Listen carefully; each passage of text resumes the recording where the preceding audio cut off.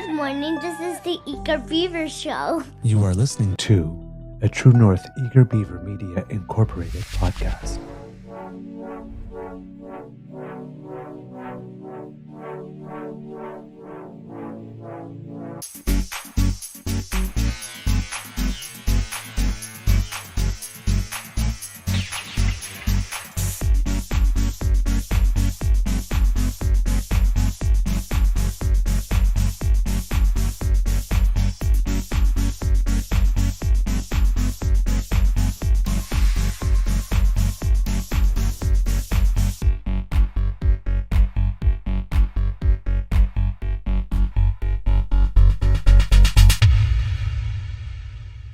The True North Eager Beaver podcasts are proudly brought to you by our founding sponsors, the Misfit Mysteries from Corvid Moon Publishing, your source for science fiction, fantasy, and cozy mysteries featuring a broad diversity of characters, CanadianTarot.com, your uniquely Canadian online eclectic tarot community, and the Peppermaster, hot pepper sauces made from farm-fresh ingredients to thrill your taste buds and expand your mind.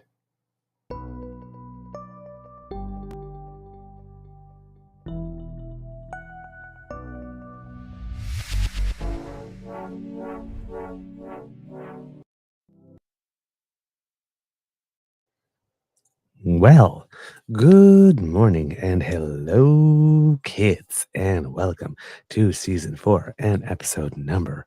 Let's see, this would be 500 and I can't remember 50 or 60, 50, right, of the Daily Beaver Morning Show here on the Cry-Median Network. Yeah. And for some reason, I should remember that because I just typed up what Friday's show was about like 10 minutes ago, but numbers today just going through the sieve that is my brain. I am your host, the Eager Beaver, pronouns he, him, hey, Mr. Beaver, hey. And with me, as always, is my good friend, Mr. Grizzly. Today, recording day is Monday, January 6, 2025.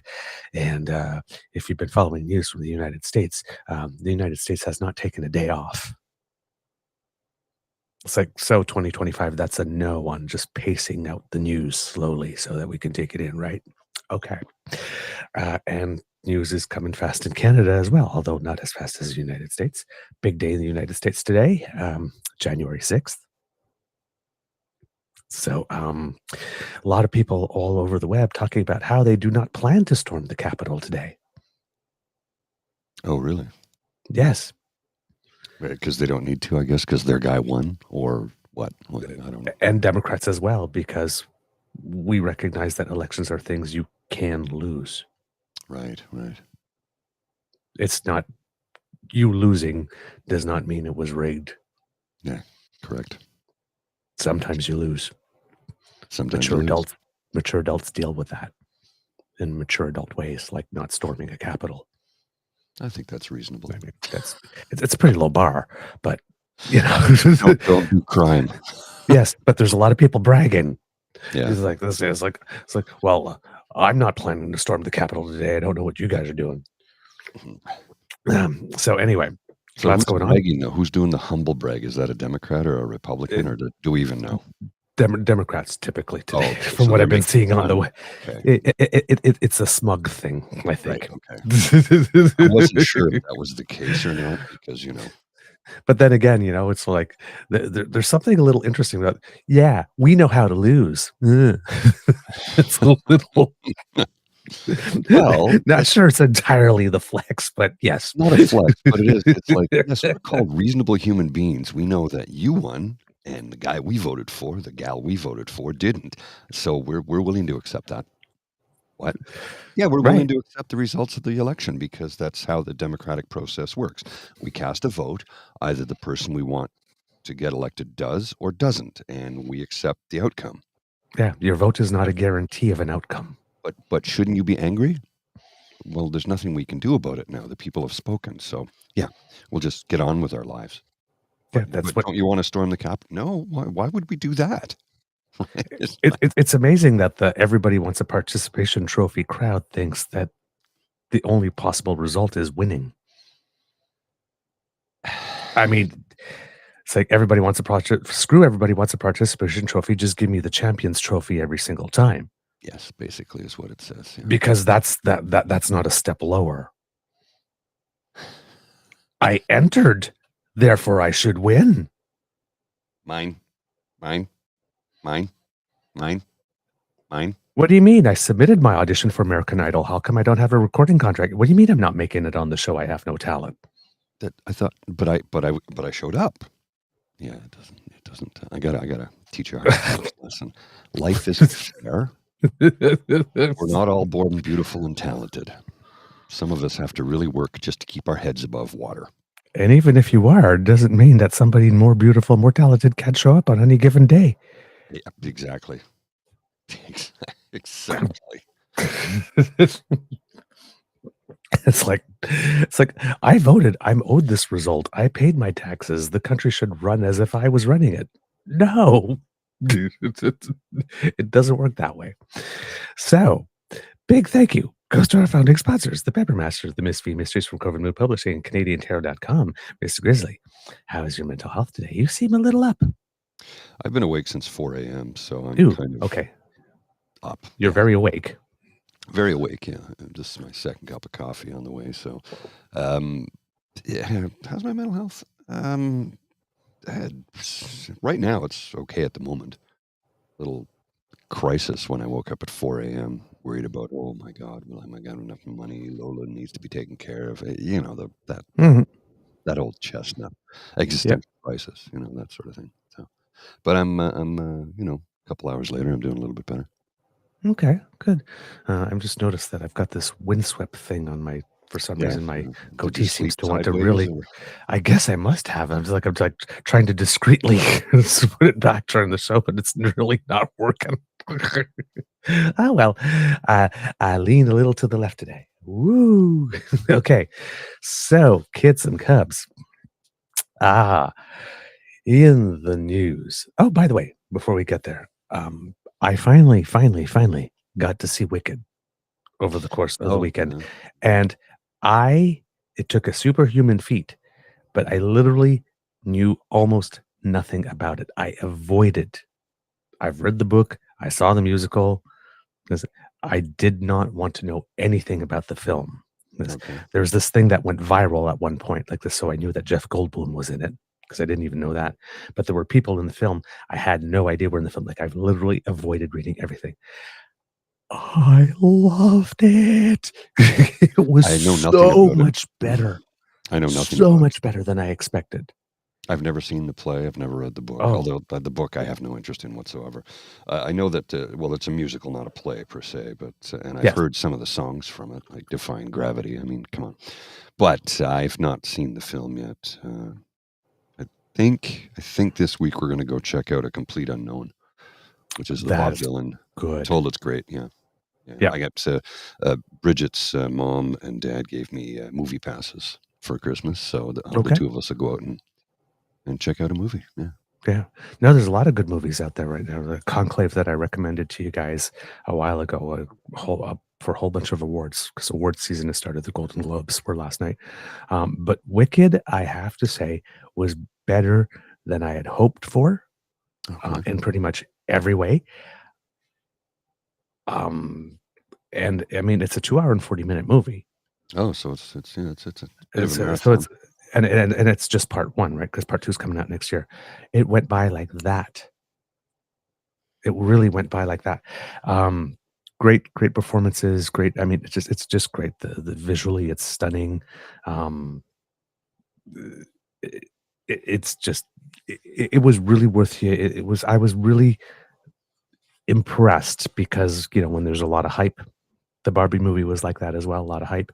You think like this, and then you go there and like Barbie, you know, as soon as you saw visually what it was like, oh my God, it's like there's so much work that went into this. You could tell, and it was so good. But this was the same thing. And yes, it is good that my beaver sweetie spoke up the first time when we went to see it, and the colors were all sort of gray and the sound wasn't there. Because had we seen the whole movie like that, I would have come back up. What the deal was. It's like, why is everybody talking about this? It was gray and I mean all the sound was low. So If you have not seen it yet, if you're one of the few people that have not seen it yet, it's worth it. And yes, now I cannot wait to go to the sing-alongs because I was a very, very good musical theater geek while I was watching the movie. I only mouthed my word. I only moved my mouth to the words every now and then, but You it didn't made no actually sing out sound. loud. So I learned a new term this morning. You remember the term Okay. we used to say throughout the 90s? I don't know when it started to take place. Might have been the late 80s, early 90s. People used to say going postal, right? Somebody's going to go postal. Well, apparently that has been supplanted with it makes me want to go Luigi on you. Ooh. Okay. Yeah. I don't like that. I get it. I don't think I like that one. I get it. I fully get it. You know, I don't think I like that one. The more I read about American healthcare and insurance and what people pay, how people are I've read stories about people who have stayed in a terrible abusive relationship because their spouse or partner had them under their healthcare coverage through their employer. Yeah, because you don't have your own and yours is not portable. Right. Which is silly. And the other thing I've heard too is people who are also in a terrible spousal relationship are also their spouse is miserable because they hate their miserable job and hate their lives, but they're tied to their job because of their health insurance. Exactly. I'm like, this is just a terrible, terrible system they have. Oh, it's a horrible system. And how they deny people constantly. Oh, that's out of network. And apparently the CEO of United Health just went to an out of network doctor. Now, I don't know what out of network actually means because I'm Canadian. Would that be like going out of province? But apparently the network could be within your same city. Yeah, that it's sort of in network, that one isn't. Yeah, pretty much. So like if you have an emergency and the ambulance picks you up and brings you to whatever hospital is, you're like, let's say you're not in a state like not that hospital, it's not in my network, I'm not covered. You get screwed. Yeah, you're going to pay. So you're even there's the possibility that you pay for all this insurance. And you don't get and when covered. there's an emergency that happens, like this, let's say you're not able to speak for yourself, you're just brought somewhere that's out of your network, and you paid all of that for nothing because you still get the bill. Yeah. I So mean, in other words, you paid for coverage and you get none. Yeah, it's a terrible system, and I mean, and the thing that I don't get about that system is that when we talk about temporary foreign workers, right, in Canada or also in the United States, you're tied to your employer, right? Correct. So if your employer is not good and you want to leave, it's not like you can go looking for another job with another employer. Maybe you can, like this. I'm not sure if you do happen to find one in the couple of days between, like the Senate can go and say, well, let's see, I have another letter. Maybe they extend you. But I mean, what are the odds of that happening? So if that is even a loophole in the first place, let's put it that way. But you're tied there like this, and you can't look for better conditions. You can't ask for better salary. You're often paid less, and well, it's the same system that you have for temporary foreign workers for all of the American population. Yeah. Except it's not salary and working conditions. It's your health care that keeps you tied to a place. Because everybody needs health care. Yeah. Because humans frequently commit the cardinal sin, according to the United States, of taking ill. Of being human. You committed the cardinal sin of being human. You should lose everything you've worked for. I don't understand that philosophy. Well, that's the largest issue for bankruptcy in the United States is medical bankruptcy, which is not a thing here in Canada. Now, that being said, we do have to improve our system. Oh, yeah. And we do have to get full pharmacare for everyone. Yes. We do have to improve our system, and that's not up for debate. And I hear people say, well, I had to take 3 months off work for chemotherapy or whatever the case is, right? And I'm like, yeah. And they go, well, EI only goes so far and it doesn't cover all the bills and some of the medication isn't covered. I'm like, those are the gaps in the system we need to fill. Because if you're somebody who works in the service industry, so you probably earn a decent living in the service industry, depending upon what your position is, right? You might earn a decent living, you might be just getting by. Because service industry is also like a fast food restaurant. Right. You're not making a fortune there. Yeah. And they probably don't give you full-time hours, so you probably don't have any benefits. They work Right. you 38 hours a week to keep you under the limit of 40, which would mean they'd have to give you full-time employment and benefits. So the gap there is, okay, you'll get EI, but it's not going to be enough. And now you got to cover these additional drug costs, which aren't covered by the province or, so there are gaps in our system. I'm not saying it's perfect. It's not. But I do know I have yet to meet anybody. I've yet to meet anybody who's had to declare bankruptcy due to a medical issue. I'm sure it does happen in Canada, though. Oh, yeah. Because Certain and things. it's not because of the cost of your health care. That's No. not it. You're declaring bankruptcy due to a medical issue, due to the fact that you can't work and you have no income. Yeah, there are certain people, for example, certain cancers. We talked about it on the show when you talk about extra treatments and equipment and Mhm. kind of there are certain people that are paying Correct. several thousand, Yes. even tens of thousands, sometimes in the year. That is correct. To maintain life. To maintain, yeah, exactly. So, there's things of that nature. What we need to do here is make it better. And now we have a possible future prime minister who wants to eliminate payroll taxes that he calls the CPP, privatizing healthcare because the public system's broken. Let's have the private sector rescue it. No, you broke the public system On purpose. so you could bring in your wealthy donor friends. I keep saying it, and I think it was Cassie who said it first. Watch for Weston Wellness Centers. They already have private clinics in superstores, great Canadian superstores, which is Loblaws. They already have their clinics there, and you can already pay a subscription fee to see a doctor immediately when you want to. And I think it's $650 a year or something like that. Look, they're trying to steer us in that direction. And if we are not careful, they will do it. They will do it. Mhm. Meanwhile, I'm on the precipice of being able to get pharmacare and dental care because I'm unemployed. Yep. But I'm going to lose it as soon as I get it if Pierre Poilievre becomes prime minister because he just sees it as a tax that benefits. What did he say the other day in his interview? It benefits the wealthy. Benefits the wealthy. Yeah, it doesn't make any sense. I'm sorry, I'm not an economist and I'm not that smart. I was a construction worker for 29 years. But please explain to me how somebody who earns less than $100,000 a year can suddenly get their teeth fixed and they don't have any health benefits through their employer. And now you can get drugs covered. How is that benefiting somebody who earns 10, 20, 30 times more than I do? Well, see, the way that in Pierre Poilievre's world, reality, which is untethered to any observable reality that we can actually notice here on Earth 1, any money spent on social programs benefits primarily whatever industry. So the poverty industry or the homelessness industry, all those people that it's the same thing as medications, right? I had the opportunity to be on the O Show on Friday. Laura asked me if I wanted to come on and be the first guest of the year. So those of you who didn't have a chance to check that out, please do. But I compared it to similar, drug company. You have an illness, they have a cure that they could charge you several thousand for once, and you take it, or they have a treatment to sustain you for the next 30 years that costs several hundred a month. Which one do they market? Revenue stream. Right.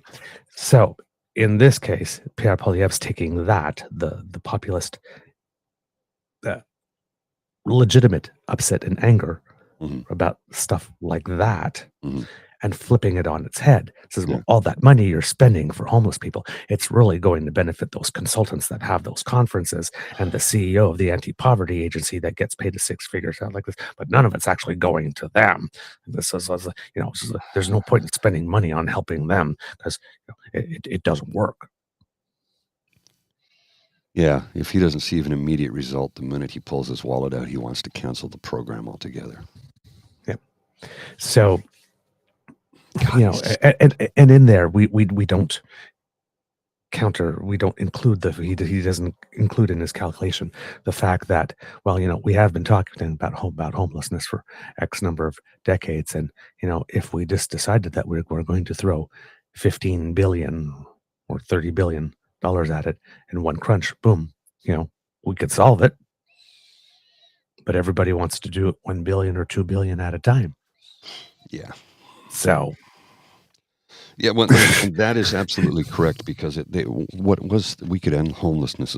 Homelessness and hunger, I think, could be ended with $20 billion. And I think that was a global program.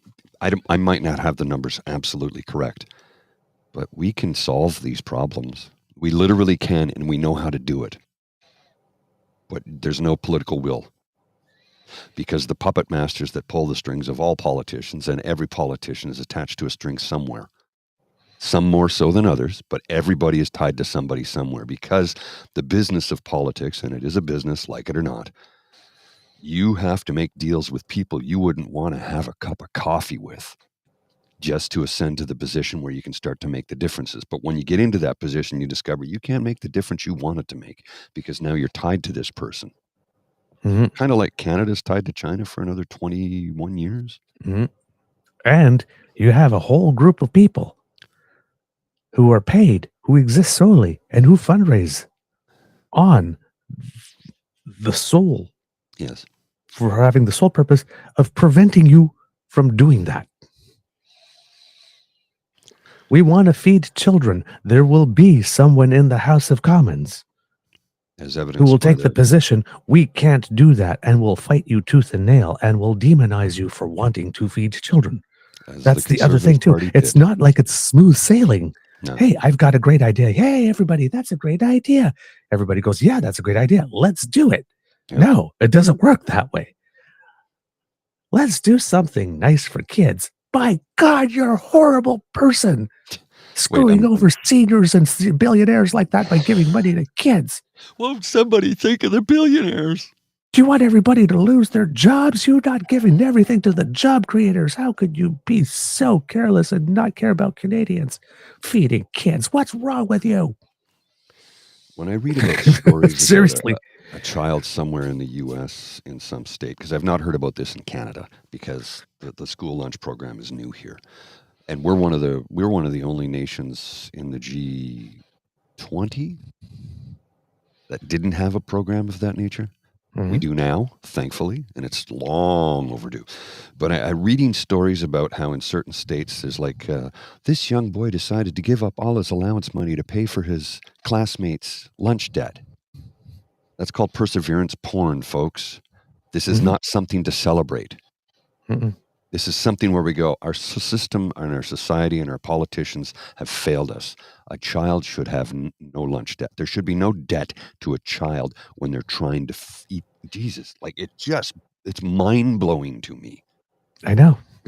Children cannot study and learn on an empty stomach. It's that simple. No one and can. Again, if you are purely selfish and fully economic, you need two things for an economy. Yeah. A workforce that is healthy and ready to work, and a workforce that is educated enough to work. Yes. Why aren't you feeding kids, and why aren't you supporting education? I just don't get it. I don't understand. And then, of basic course, health care. We can get into the whole, how productivity has been rising steadily since the 1950s, but incomes have not kept up pace. Right. We can get into that. I can get into the fact that last year I surpassed my highest earning ever by $2,000. Okay, not 2024, but 2023, because 2024, I don't even know what the numbers will be yet. But 2023, I surpassed my highest earning ever by $2,000, which is not a lot of money. Mm-hmm. And oh, by the way, so that was 2023. And the last time I earned money in that stratosphere, not even stratosphere, but at that level was in 2016. Mm-hmm. So from 2016 to 2023, I was prior less to the money. Inflation thing. Correct. Less money than I did in 2016. No. Again, like I said, incomes have not kept pace with inflation or productivity. No. And I was working my butt off, and I've destroyed my body in the process. And now I was having a conversation with my mother on Friday morning. Now I'm at a point where she says, so, well, maybe you can get some retraining through EI or something. I'm like, who's going to retrain me? I'm 56. I'll be 57 in July. I've got 8 years left in the workforce. Exactly. You're at that age group where I'm useless now. Right? Many employers see me as just, there's no point in this guy. Hire him as a commissionaire. Well, that might have to happen because it's something I can do without killing myself. But only if I can do it Monday to Friday, 9 to 5. I ain't doing weekends and I ain't doing overnight. And people say, well, that's stupid. You should take the... I'm tired. I did years of shift work, overnights, going into work at 11 p.m. and working till 7 in the morning. I'm done with that. I think I've earned the right to say no to that kind of work because it destroyed me. I physically, emotionally, psychologically cannot do that kind of work anymore. Let alone the physical construction aspect. But when it comes to doing shift work or week, I can't do it. I need to have structure in my life. Not everybody does. I need structure. Yep. I get that time is a construct. I get it. And I also get that, well, take your lunch break at noon. I don't know what happened. You just went sideways, sir, there. Or did you join Batman's villain's lair or something? Time is a construct. The phone has decided. Lunch at noon. I'm not hungry. I'll eat lunch when I'm hungry. That's how I do it. I take my lunch break when I'm hungry. But I still need structure. It still needs to be, I start at 8:30, I finish at 4:30, it's Monday to Friday. Outside of that, I'm not functional. I'm not.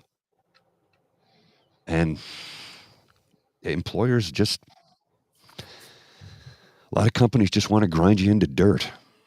Mm-hmm. I'm sure there's good companies out there, but I don't know where they are. Yeah, I hear you, my friend. All right.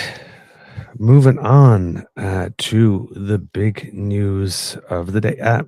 Oddly enough, relatively slow weekend, considering everything.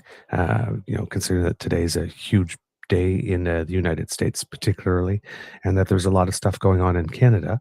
But the big thing here is a newspaper article in the Globe and Mail by Bob Fife and Marika Walsh that came out, I think, just before the weekend or early in the weekend, making some claims about what we can expect this week. However, before we get into that, let's get you caught up on how we got to where we are now. Originally, last week when we closed off the week, there were reports of the Quebec caucus also getting together, stating that they wanted the Prime Minister to leave, which were vehemently denied by the chair of the Quebec caucus, yes. Leaving us the impression again that maybe journalists were making some premature enunciations. It doesn't mean that these things are not going to happen, but seem to be trying to accelerate them happening by writing stories about potential leaks, or stories come from anonymous sources who are not at liberty to say, so therefore we are protecting their identity. That, like I said, probably have some kernels of truth, but maybe not fully, or not fully fleshed out. Since then, we've had certain polling come out. Again, Angus Reid, take always everything they say with a grain of salt. Because they like to, a lot of people think that they like to try to make things happen, and they are, by saying that party support for the Liberals is at 16% and the Prime Minister's approval is at 22%. So they are saying that it's at 16%. I find that a little hard to believe. 16 is rather low, and I also find it hard to believe that, in this poll, that they're saying that the Prime Minister is actually not a drag. He is at 22%. That's a low approval rating, but it's like, wouldn't it make a better case to say that the Liberals are 22% and the Prime Minister's at 16%? And the party's at 16% so if you're trying to make that case, right? So that's a little odd to me, but 22 is not great, 60 is not great, even 20 and 26 wouldn't be all that great. Of course, so according to the sources, Quebec caucus chair has been consulting with the 33 MPs in the province. And he said and there was a Quebec MP, Alexandra Mendez, who has already been on the record as saying that even though she doesn't believe it herself personally, she's heard from her constituents that he's got to go. And again, she's on the record saying, as far as I know, the consensus was that the Prime Minister should step away. That has been the consensus that has been communicated to the caucus, and that he was meant to convey to the Prime Minister as caucus chair. David Hurley from the Hurley Burley podcast, who I believed used to be a campaign coordinator for Premier Kathleen Wynne, if I'm not mistaken, I haven't among seen other them in a people. long time. Are they still producing content? I haven't seen them in a long time. Yeah, Yep. okay. Yep, they're still Maybe they producing content. disappeared from my feed somehow. Yeah. He stated, well, I expect everybody's expectation is the Prime Minister will return to Ottawa and will announce he's resigning. I think that progression is necessary because the NDP could make the government fall at the first confidence motion that's available to them. They're on the record as saying that they would do that. And CBC had reported that they had obtained an email that had been circulated among caucus members outlining a path forward that includes prorogation and a quick leadership race. So that was the kind of stuff that had happened prior to the weekend. And then the weekend came along and we got that news article from Bob Fife of the Globe and Mail. This one was stating that I don't know what happened to your camera there. You've gone back to the villain's lair from the Batman TV series from the 1960s. I know it's for some reason it just depends on the day. Some days the phone doesn't time out once during the show, and on other days it decides it's going to time out every 2 minutes or so. Kind of like my so I have to keep on zooming reaching and touching its the own. screen. Yep, exactly. So in this article, now here it says published yesterday, which I find a little hard to believe because I saw stuff like this before. So this might have been either a second version with newer information or rewritten. But because the earlier reports was that he would announce Wednesday because there was a huge caucus meeting scheduled for Wednesday. That's what we heard on Friday, and that they had set aside up to 6 hours for it to happen. So 6-hour meeting. And so I don't know if this was updated. I don't see anything on the article that says was updated. This one says that it was published 8 hours ago. But I did see something earlier as well. But this one says, Justin Trudeau is expected to announce as early as Monday, so as early as today, that he will resign as Liberal Party leader. 3 sources said Sunday as the Prime Minister faces a caucus revolt and dismal public opinion polls that show his party will likely be swept out of power by Pierre Poilievre's Conservatives. The sources stressed that they don't know definitely when Mr. Trudeau will announce his plans to leave, but said they expect it will happen before a key national caucus meeting on Wednesday. So, with the caveat that authors of the article do not write the headlines. Headline, Trudeau expected to announce exit as party leader before national caucus meeting Wednesday. Trudeau expected does not necessarily mean he will, but it is written as a fact. But the key word here is expected. Right. And then you get 2 paragraphs into the article. The sources stresses they don't know definitely when Mr. Trudeau will announce his plans to leave. So basically,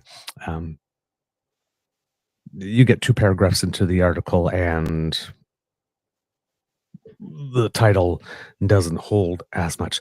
Now, does it mean that all of this is possible? It just means that odds increasing that Trudeau will resign on rather than expected that he will. Words matter because they create, for lack of a better word, expectations. And all sadness stems from unmet expectation.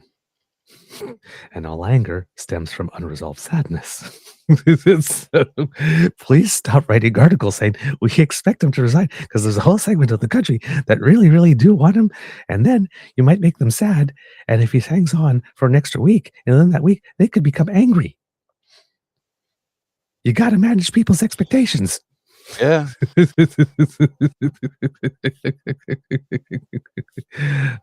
But I mean, it does look like the walls are closing in, the trap door is opening, and the lights are getting dim. There's less air in the box, and all the metaphors that you could want to put in there. All the neon signs are flashing and pointing this way to the exit. What happens, we don't know. But it still remains a fact. And this is one thing I mentioned on Laura's show, because she was asking, it's like, well, what's next? So does he resign? Is this short leadership race, prorogation? And yes, that's probably the most likely path. But I also said, Douglas comes and helps clear things up. And I actually think I might have did the opposite, because I said, we're actually facing a scenario like this, a possibility where we could be going into the next election with 3 new candidates, period. If that foreign interference report comes out and there's something really bad about Pierre and he's got to go, they replace him. If the Prime Minister steps aside, he replaces him. Who says that the NDP, now seeing 2 different parties with 2 different leaders, to decide, you know what, Jagmeet, you got to go too. You're no longer the guy. I mean, you were the guy to take on Pierre and Justin, but we don't think you're the guy to take on Doug Ford and Mark Carney, let's say.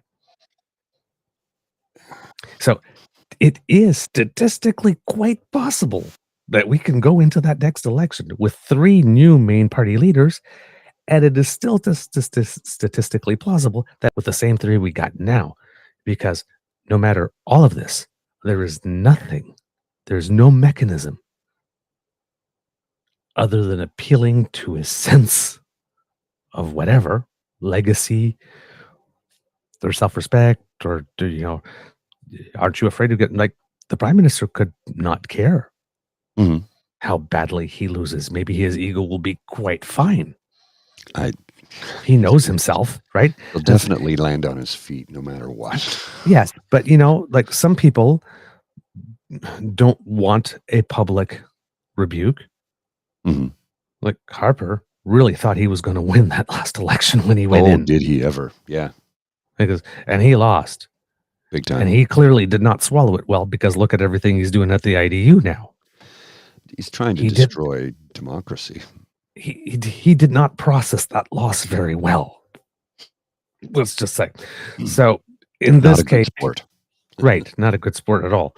So although it is very unlikely we go into the next election with 3 new leaders or the 3 the same, it's still technically a possibility, because there is no way, like I said, if the Prime Minister does determine, says, I don't care what you say, I am the best to lead this. And he could make a case. I mean, Abacus just came out with some data. And they said, if we had all these various leaders, the potentials, Chrystia Freeland, out of all of them, did the best. And they say that she would pick up 52 seats. Well, according to when that poll came out, according to 338 Canada, the aggregator, they were saying that Justin Trudeau would pull in 39 seats. Now, 52 is better than 39, but is 13 seats that much better? I mean, Justin Trudeau could be going like this. Wait a minute. And it's like, I dealt with Trump before. I really think I can handle Poilievre. And if you ditch me, I mean, it's like for a maximum of 13 seats before there's even the campaign. Right. Really? Nah, I'm staying.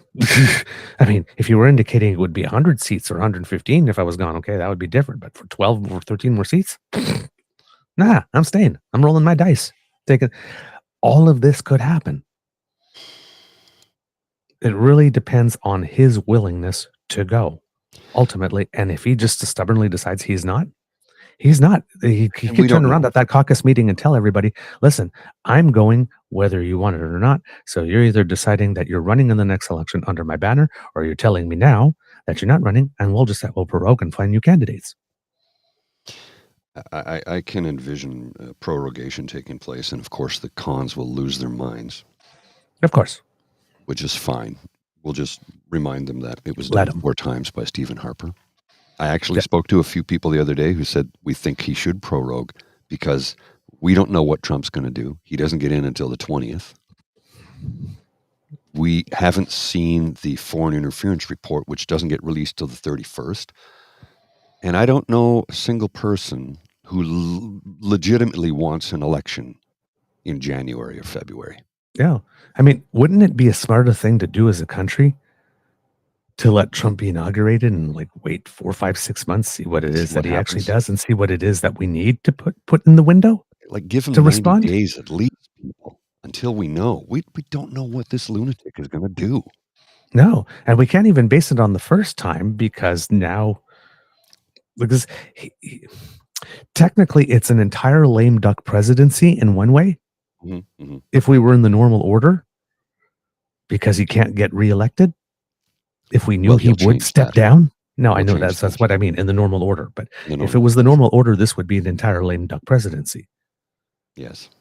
Right, because he doesn't have the opportunity to come back. So if there is going to be another election, the way that we've always known it in the United States, or if there's going to be an election sort of, Ukraine referendum style, only for show, or no election at all, because he did say, you'll never have to vote again.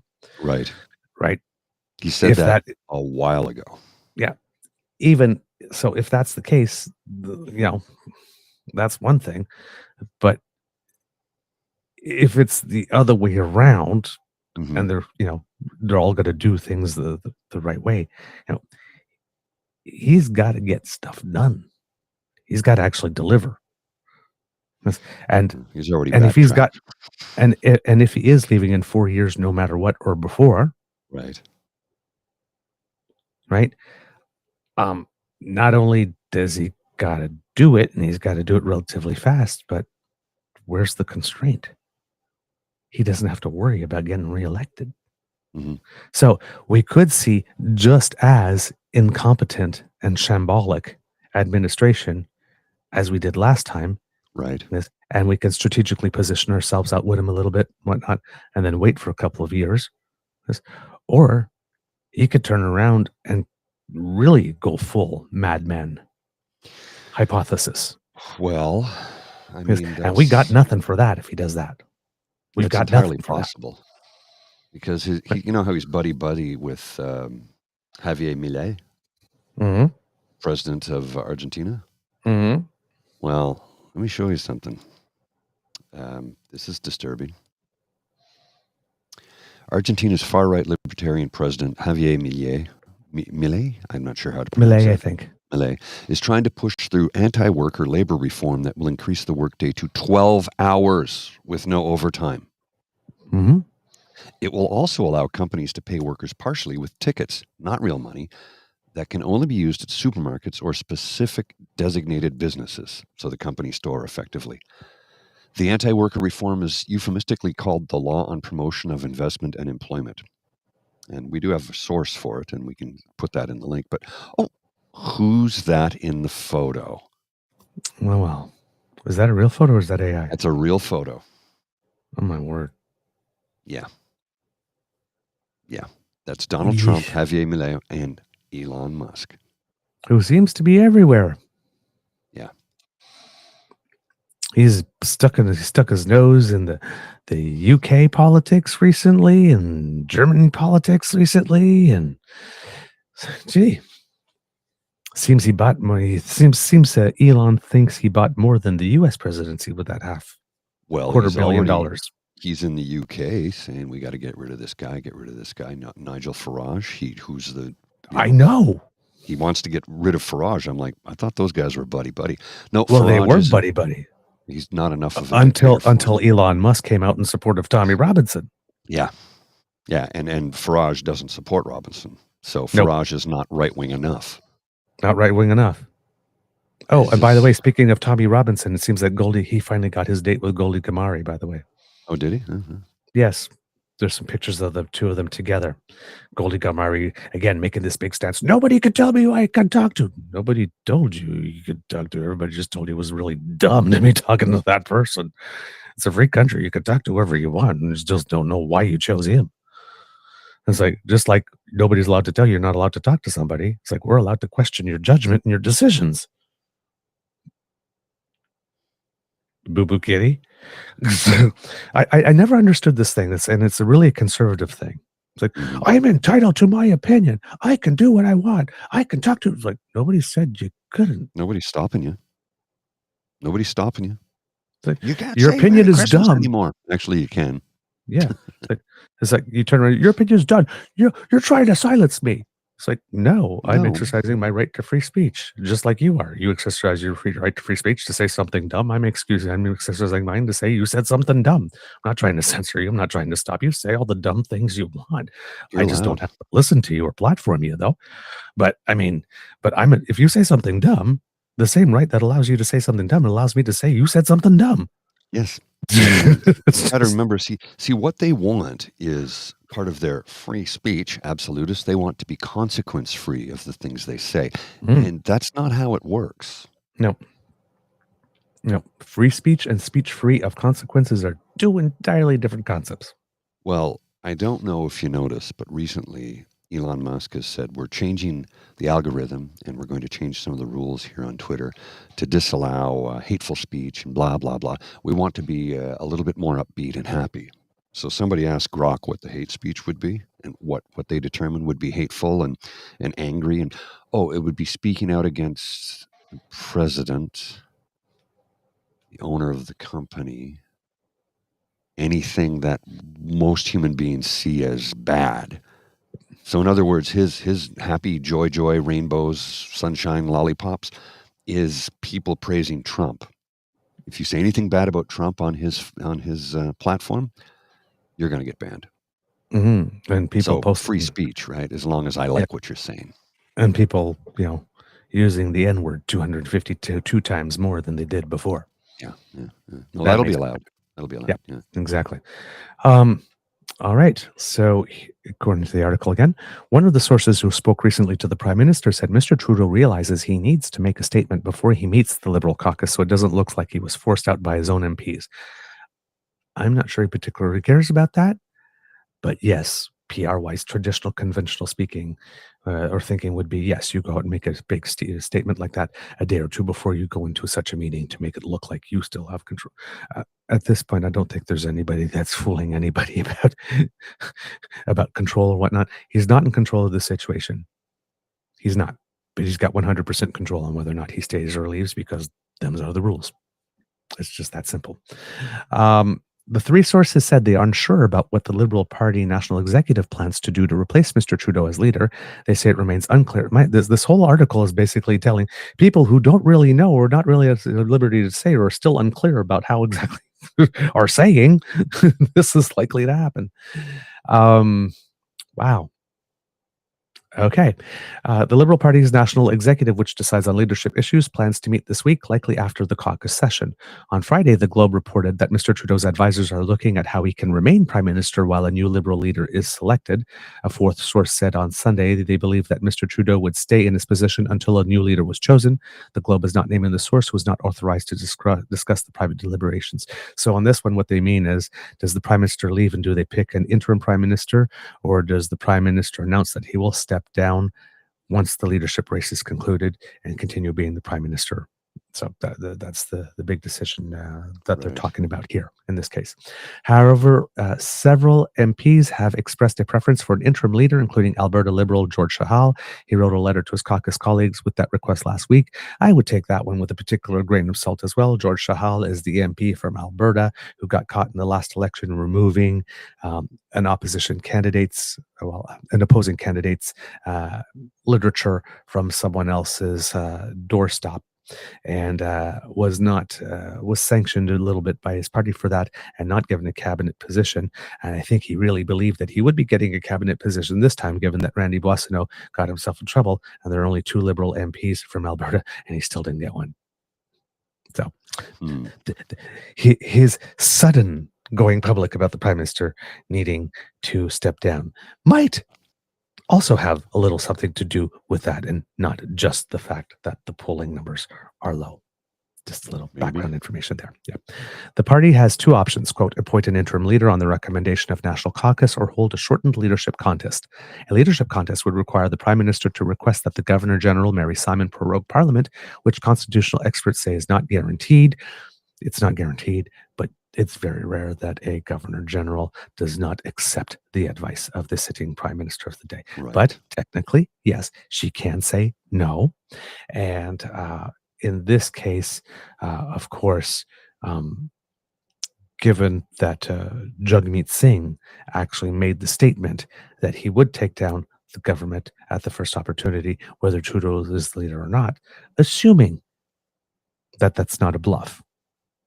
And I actually think that it is, and I think that the Prime Minister probably should call it. But assuming that that's not a bluff, then Jagmeet Singh just may have earned himself an October election. Yeah, it's possible. By doing that, it might have been a strategic move to do that, because there's also no mechanism so far in the Liberal Party for a shortened party leadership race, which means that the party brain trust would have to get together and come up with a new process for that and have everybody agree to it. While a shortened leadership race might be in the interest of certain candidates that are already considered to be frontrunners, they may not be in the interest of the other ones. And it would seem that if the leadership race there is to be, that there would be more than a handful of interested candidates, which means a lot of people that are probably not at the higher end of the name recognition pyramid and would probably like a longer run. So if you want to keep everybody in the party happy, right, a short race, maybe what's politically expedient, but may not be what prepares the terrain for the long term to not have bitter divisions of the party as soon as we choose a new leader and have to go into an election under him or her or them. Mm-hmm. So just there's more considerations than just replacing the guy, right? It's how it's going to affect everybody else in the party and how it will either illuminate or dampen their enthusiasm for campaigning come the next election. One of the sources said that the Prime Minister discussed with Finance Minister Dominic LeBlanc whether he would be willing to step in as interim leader and Prime Minister, but the source said that that would be unworkable if Mr. LeBlanc has expected plans for the leadership, because usually it's expected that the interim leader will not run for the leadership, because being interim leader gives that person a leg up because they are seen in the public sphere and in the media as being leader-ish already, and going into a leadership race, a lot of candidates don't want other rival candidates to have that track record or that leg up, something that they can point to. All right. Another source says that it makes sense for Mr. Trudeau to remain as Prime Minister until the leader is chosen so that he can deal with the incoming administration of Donald Trump and his threat of a 25% tariffs, and not mentioned here, the foreign interference report. Yes. A separate Liberal Party source said a leadership race would take at least 3 months, although the party constitution requires at least 4 months. Besides, the source said a leadership race needs enough time to be a true contest. The Globe is not identifying the source, who was not authorized to discuss party matters. So again, let's say the Prime Minister steps down today. 4 months from today is April. If there is a leadership race that follows 4 months, then probably the new leader would probably be given a month or two to have meetings with all the writing executives, organize some stuff, talk to all the MPs, choose cabinet for themselves, announce that. Then there would have to be a speech from the throne, which the government could fall on that. And if there is, then they would have to present a budget, which the government could fall on that. Well, we're starting to get to May, June, before we declare an election, right, which probably for the fall of September, maybe 1 month earlier than October. But it looks like Jagmeet Singh might have engineered himself a fall election in that sense, which probably is not a bad. And this is probably the reason why we haven't heard the Liberals screaming too much about Jagmeet Singh's big plan to take down the government, because it gives them the permission structure to stretch this out now. Because we know that Pierre would definitely call for an election during a Liberal leadership race, because he's just that underhanded and unscrupulous.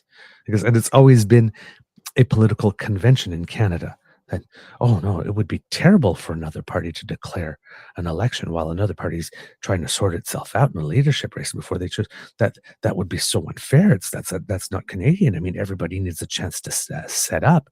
And it's like, if you think that this brand of conservative is any more ethical than Mr. McConnell when he has a chance to appoint a Supreme Court justice, again, may we introduce you, Mr. Grizzly? Do you have that harp sound?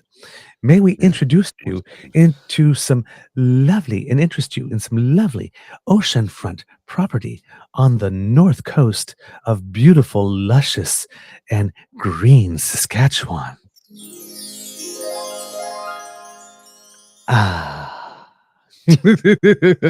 Oceanfront property in northern Saskatchewan. Remember, these straps are made with genuine Saskatchewan sealskin. Mm-hmm. For those of you old enough to know, that's Super Dave Osborne. Beach volleyball in November. Well, there is a desert in northern Saskatchewan. There is. Yeah, there is. There is indeed. Legitimately. Yep. The national executive is aware that shorter timelines can lead to bad choices, the source said. Really? You got to make a decision now. You only got 30 seconds. Gee, really? That could lead to bad choices. Okay. We did not know that. The individual played down an interim leader scenario, noting that no modern sitting prime minister has ever given over leadership in such a manner. Complicating matters is a scheduled March 28 vote on supply to allow the government to operate. The prime minister could make a request for prorogation before that date, the Liberal Party source said. Mr. Trudeau has remained largely silent since Chrystia Freeland's surprising resignation as finance minister and deputy minister on December 16th that led to renewed calls from Liberal MPs for him to leave. She quit on the day she was to deliver her economic and fiscal update, citing concerns over what she called spending gimmicks, such as the GST holiday and $250 rebates, and lack of seriousness in dealing with possible Trump tariffs. By the way, just to decide, saw some newspaper articles that said that Doug Ford's $200 checks are coming, and not one tree had to die for any Canadian in the media wondering, is this inflationary spending on a gimmick? Mm-hmm. Yeah, funny. No commentary about that, right? Nope. It's only bad when Liberals do it. The Atlantic, Ontario, and Quebec caucuses have signaled that most of their membership no longer supports Mr. Trudeau, remaining at the helm. Of the 100, there goes the camera again, and 53 seats. Sorry, now I lost my space. That the Liberals hold in the House of Commons. Those three regions account for 131 of them. Yikes. The Prime Minister subsequently told MPs that he'd reflect on his future, and his inner circle made it clear just before the holiday break that he wouldn't announce any decisions over that time period. But then again, context, remember the last time that they had a meeting and the Prime Minister said that he would think about what he heard. It seems that he thought about it for all of about 86 seconds and said, I'm staying. You might, that the members of the Liberal caucuses of Atlantic Canada, Ontario, and Quebec might be a little more insistent on having a clear answer this time is understandable. That's where that comes from. Though there is no yet firm answer from Mr. Trudeau nor any concrete rules in place for a leadership race, talk of who might replace them and how they'd structure their own campaigns has already taken place. Prior to the Christmas break, the Globe reported that one of the questions that the Prime Minister was contending with was whether he still had the team behind him to stay on as leader. The fourth source, who has been in contact with Mr. Trudeau, told the Globe Sunday that if the Prime Minister steps down, it's not because he doesn't think he's the right person to lead the party, but rather because he came to the conclusion that the caucus is no longer behind him. In the wake of Ms. Freeland's resignation, it was not immediately clear how MPs would respond, given that many in the Liberal backbench were unhappy with her performance as finance minister and advocated for her to be replaced. But the source said that over the past few weeks, report from regional caucus meetings and individual calls between MPs and the Prime Minister's team have made it clearer that he doesn't have the team in place anymore. The source said their sense is that Mr. Trudeau knows that there's no longer a path for him to stay on. Liberal candidates were possible leadership contenders: Ms. Freeland, Mr. LeBlanc, former Housing Minister Sean Fraser, although I don't believe in this case that would be the case. He's already said he's not. Yes. No doubt. Foreign affairs, yeah, he seemed to be pretty clear and certain that there was family stuff they needed to take care of there. Foreign Affairs Minister Mélanie Joly and Innovation Minister François-Philippe Champagne, Transport Minister Anita Anand, former central banker Mark Carney, and former BC Premier Christy Clark. There's also, I believe, an MP, Liberal MP named Jim Bayless that's also been touting that he might have some interest. Polls over the past year have shown the Conservatives with a double-digit advantage over the governing Liberals. An Angus Reid survey released Friday suggests that under Mr. Trudeau, the Liberals only have the support of 13% of voters now. It was 16 earlier. But those numbers do change if a new leader is in place. If Ms. Freeland were to take over, 21% of voters would cast a ballot for the Liberals, the highest number among the leadership candidates tested. But again, 21, not particularly high. Right. That's what I'm saying. The Prime Minister might just return. He's like, you know what? I'm a better campaigner than that. I think I can do it. Well, one of the questions I have in my mind is during the Christmas holiday, the Christmas break, because we didn't really see a lot of politicians on television or in the news other than Pierre Poilievre's fluff piece with Jordan Peterson. I wonder if during that time he had a chat with his children and his children said, "Dad, we can't take it anymore." This is I'm posing a legitimate question. Dad, we can't take it anymore, because they see all of the stuff, all the Trudeau. They see all of that. That affects them. They're children. So you got to wonder if they said, please don't, just stop. Yep. You got to wonder. I mean, it destroyed his marriage, and who knows what it's doing to his children. I mean, he would know better than anyone what that kind of hatred launched at your father feels like as a child, because yes, he went through it with his father. Yes. So maybe the rumors of his resignation have to do with the fact that he's just like, well, I got to do this for my children. I've given everything I can to the country, and now it's time for me to take care of my kids. And I think if he does resign, I think that'll be the reason, to be honest with you. And none of the polls, none of the anything will have anything to do with it. I think it has to do with his children. I could be wrong. I don't think I am. Like I said, just as at this moment, and just as good a hypothesis as anything that's out there. Could very well be. Now, there's one party leader in Canada who's talking some actual common sense. Oh, who's that? And that would be, of course, Elizabeth May. According to Benjamin Lopez Stephen, posted on January 3rd, Canada shouldn't have an election with Trump about to take office, says Green leader. Mm-hmm. Green Party leader Elizabeth May says Canada should not go into a federal election. Come on, screen, stop doing this to me. With a second Donald Trump administration about to take office in Washington, an administration that could follow through on Trump's threat to impose punishing tariffs on Canadian goods entering the United States. What happens with an election is that there is only a caretaker rule for whatever government is in place during the time the Trump White House is forming, May told a press conference Friday morning. Do we function best as a country in dealing with a newly inaugurated President-elect Trump if we're in the midst of an election? Probably not. Several opposition parties are pushing to bring the government down at the earliest opportunity through a vote of non-confidence, which would likely trigger a snap election. The Conservatives plan to have the Standing Committee on Public Accounts consider a non-confidence motion in early January and later move it to the House of Commons. So that's that gimmick that the Conservatives were trying when Jagmeet Singh says, "I'm not going to play the Conservative political games," and then Conservative turns around and says, "Well, what about your political games?" And then they say, "We're going to try to introduce a non-confidence motion through a committee." If that is not the very definition of a political game, I do not know what is. Well, I've run across people recently, both online and in person, who go, "We got to get rid of Trudeau. I'm like, okay, but why? Well, all the damage he's done to the country. Okay, please tell me what that is. Tell me what the damage is. I'm more than willing to listen to what you have to say. If you can give me a list of reasons why you think he should go. Well, he's just bad for the country. Okay, but tell me why he's bad for the country. If you can show me a reason why the budget. Okay, what about the budget? What about the budget? Explain it to me.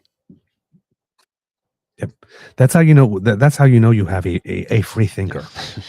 Yeah. Look, you can hate the man as much as you want, and I talked to a lot of people about this recently, and I said, but Globally speaking, he is incredibly well respected. He's an elder statesman. There goes my camera again. And I don't know why people seem to think the man doesn't know what he's doing. Like, they just continually, he's got to go. He's done so much damage and harm to the country. But what harm? What has he done? Nobody can give me anything. That's what I mean. They've only heard people say he's damaging the country. He's causing what damage? It's like, oh, I don't know. They didn't get that. Well, then far. stop. All I know is that he's bad. Everybody's telling me he he's destroyed bad. the economy and created the carbon tax. Actually, the carbon tax was created by Stephen Harper.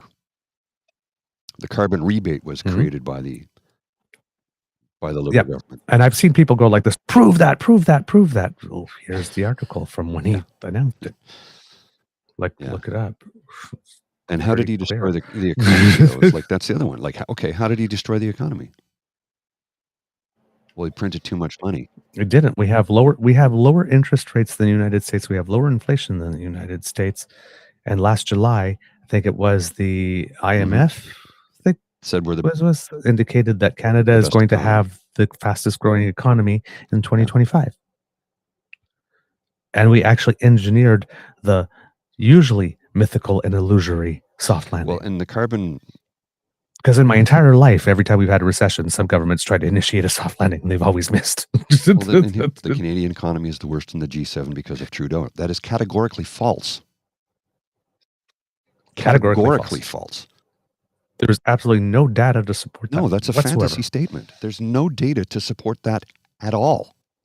That's wish casting. That's not the case. It really isn't. We're actually... It's stating as a fact something you wish was true so that what you have to say next would hold. But it's not true. There's no basis in observable reality. That particular thought is untethered to anything.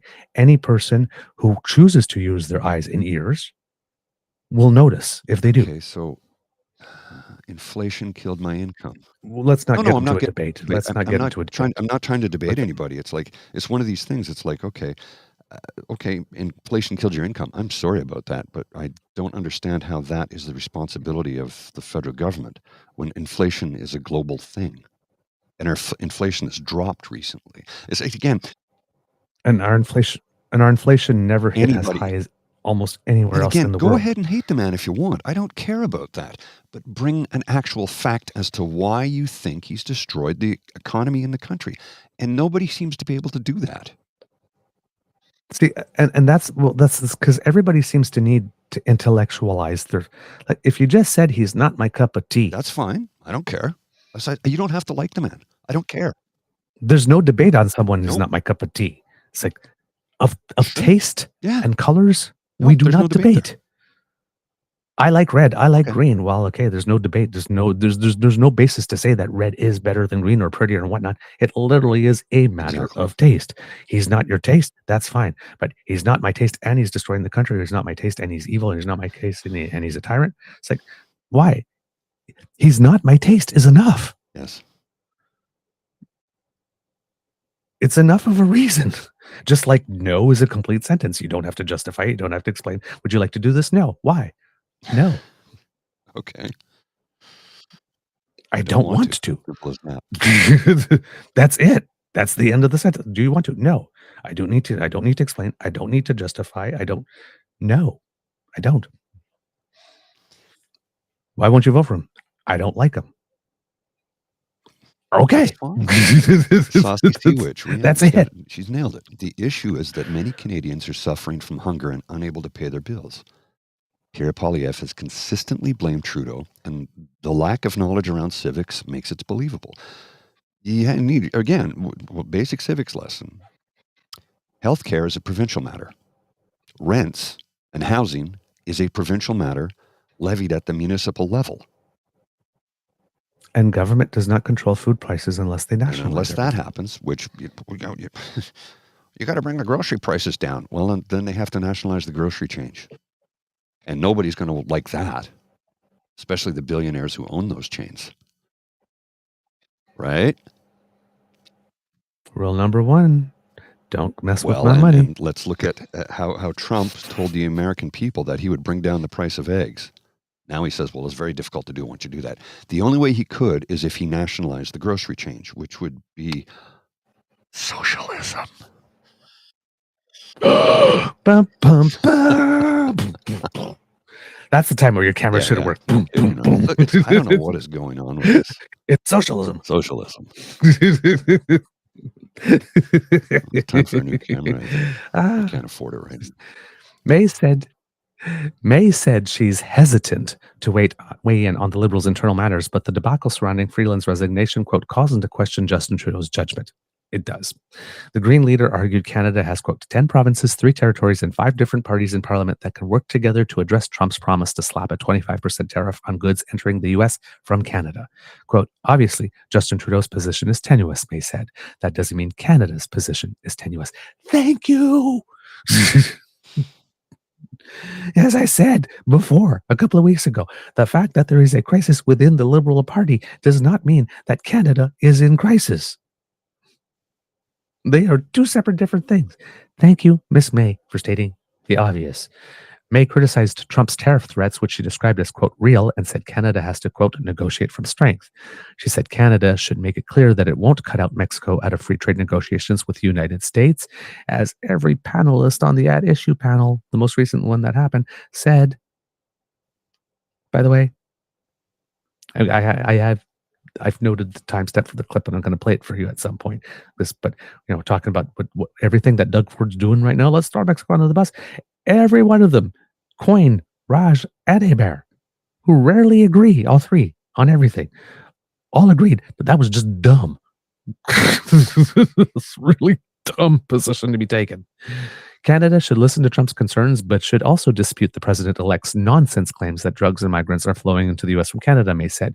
We don't need to kowtow, she added. Yes, and we don't need to validate false claims. In late December, 2 of Trudeau's top cabinet ministers met with Trump's cabinet's picks to discuss how Canada's new border investments and ways to disrupt the flow of fentanyl into the United States. The ministers did not get a commitment from Trump's team to call off the tariffs. When asked how the federal government should respond to the president-elect if he imposes the tariffs upon taking office, May cited how Canada imposed retaliatory tariffs during the first Trump administration and leveraged relationships with U.S. governors, which was a strategy that was devised by the current Liberal government that the Conservatives are trying to tell you now are not up to the task.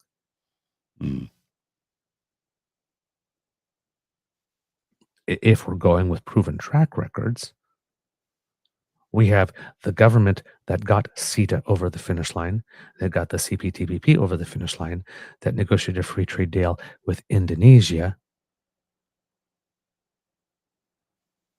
and renegotiated NAFTA, versus the government that signed us on to FIPA and started CPTPP and CETA, but couldn't seem to play well enough with others to actually get them signed. And the party that opposed us having a better free trade deal with Ukraine.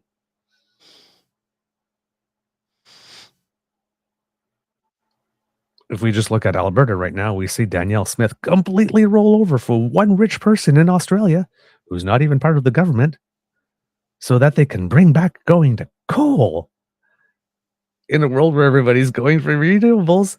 And she's out there standing that, and she's tripped all over herself. Oh, by the way, she did get a ticket finally to the inauguration ball eventually. So she did manage to get one. So she's not going 6 days just to go, look, daddy, ain't I pretty? Look at me. Look, oh, daddy over here. Dad, here. Dad, why is he not looking at me? Daddy. Oh. So yes, she got herself a ticket finally. So she's going, but she's sitting there thinking that she's going to make the best deal for Canada. She doesn't have the ability to deal. She doesn't have her politic. She doesn't. No, she's a premier. I guess, and everybody thinks that. Well, not everybody, but there's some people in Alberta and throughout Canada, Western Canada, who think that she is going to get a better deal.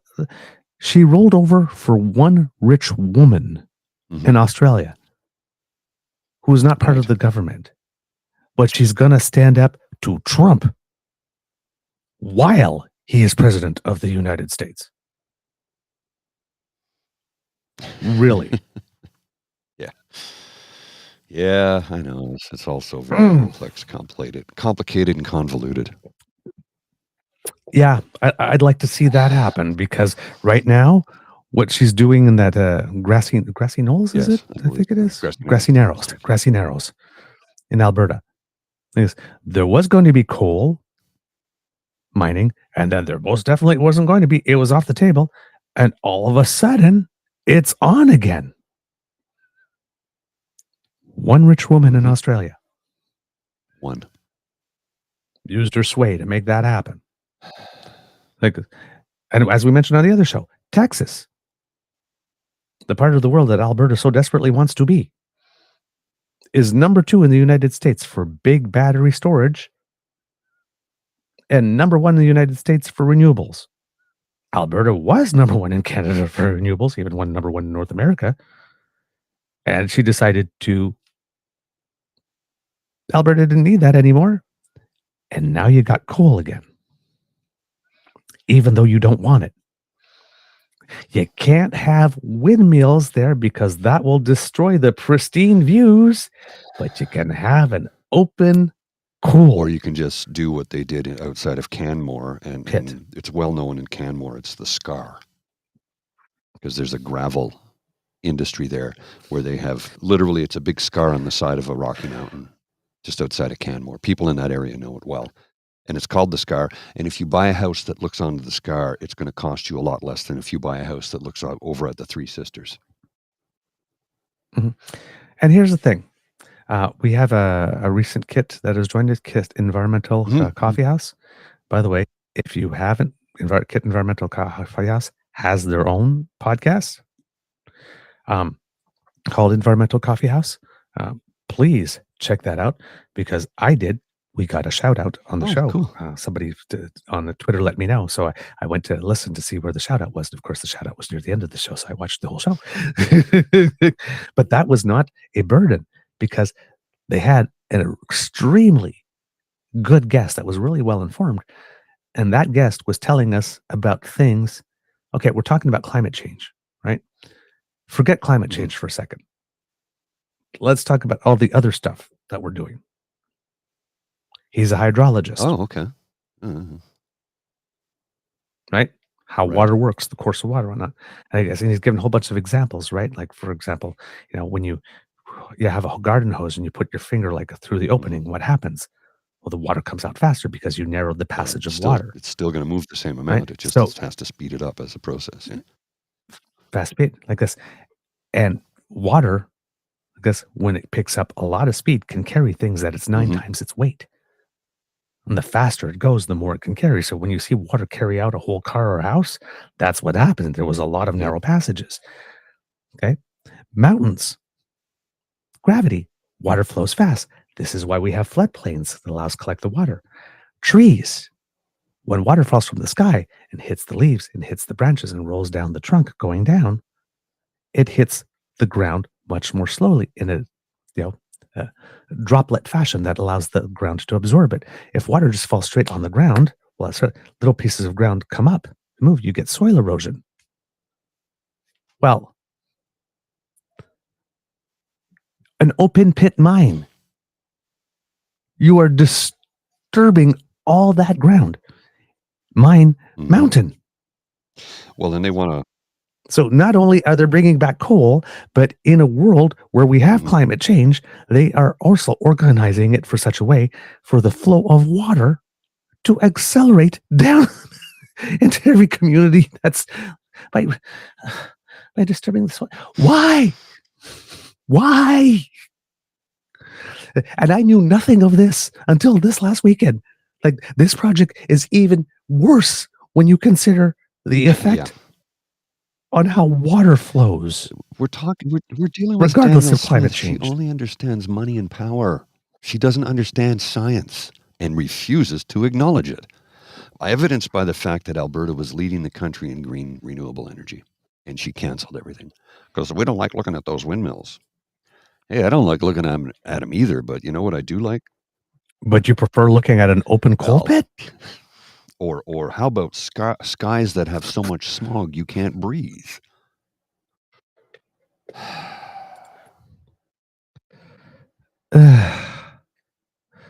Christian. Oh my God, Christian.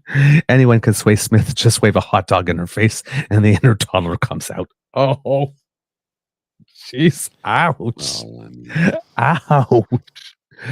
Oh, so yeah. Elizabeth May appears to be the only one who's talking any type of sense at this moment with regard to the Prime Minister staying or going. I'm not sure, like I said, it quite possibly is going to happen this week. I mean, usually these type of journalists don't go this far out on a limb if there isn't something there.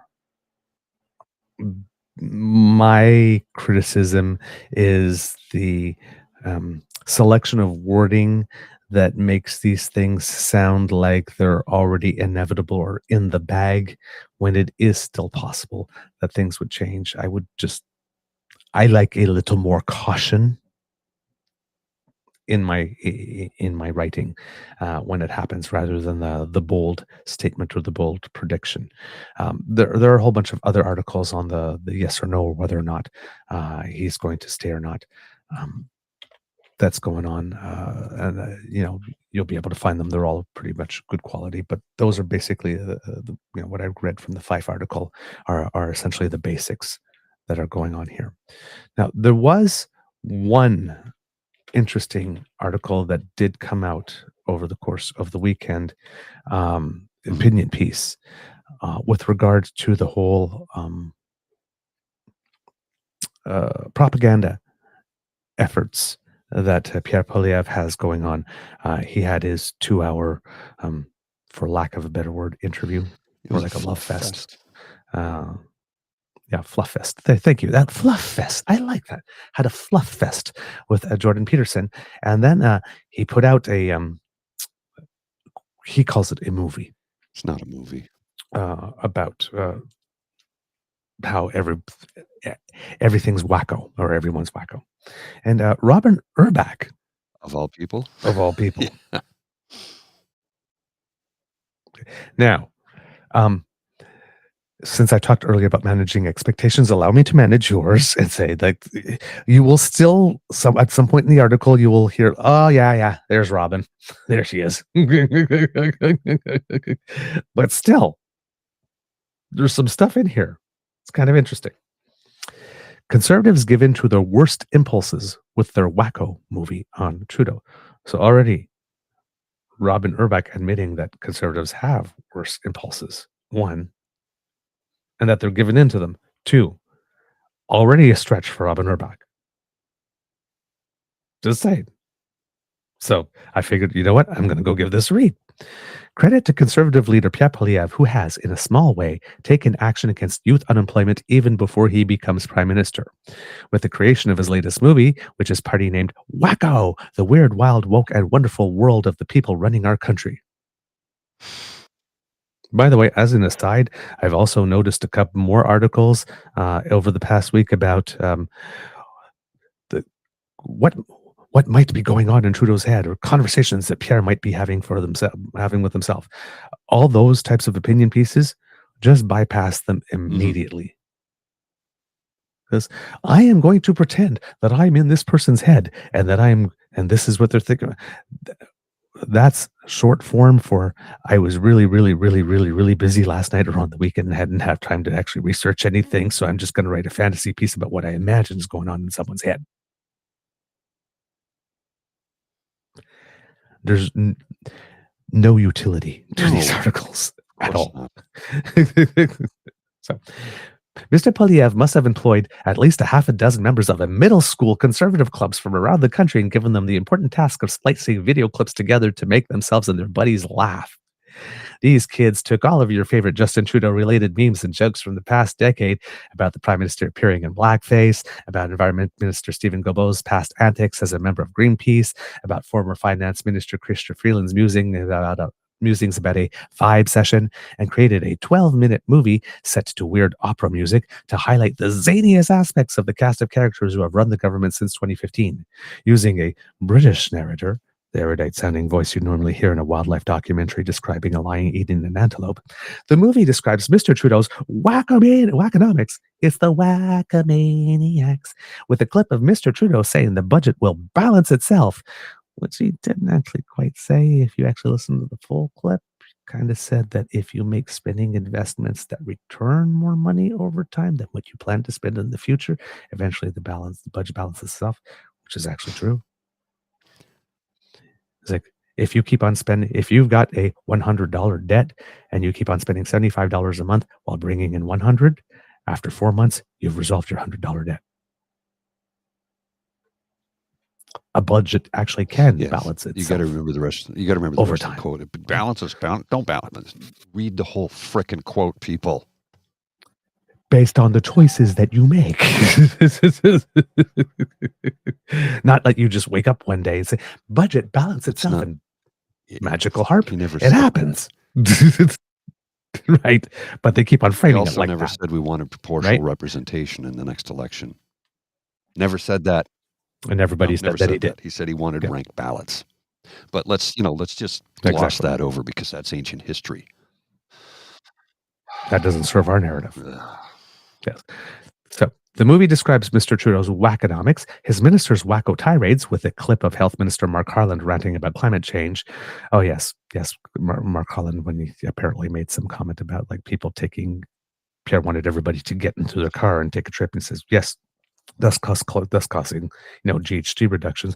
And I'm sure that there was something that came before that or whatnot to give that more context. But when the Conservatives show it, they only show the clip of Mark Harland's response and then turn around and says, he's saying that if you drive your car to take your kids on a vacation, that you're a bad person who's destroying the climate. Wah, wah, wah. And I'm pretty sure the reason why we didn't see the Conservative question in the clip beforehand has something to do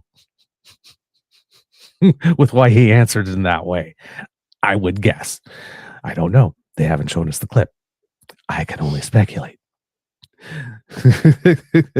Let's see, what else do we have? And ends with a list of inside joke type credits. That list, for example, Black Shoe Polish Limited as responsible for costume design.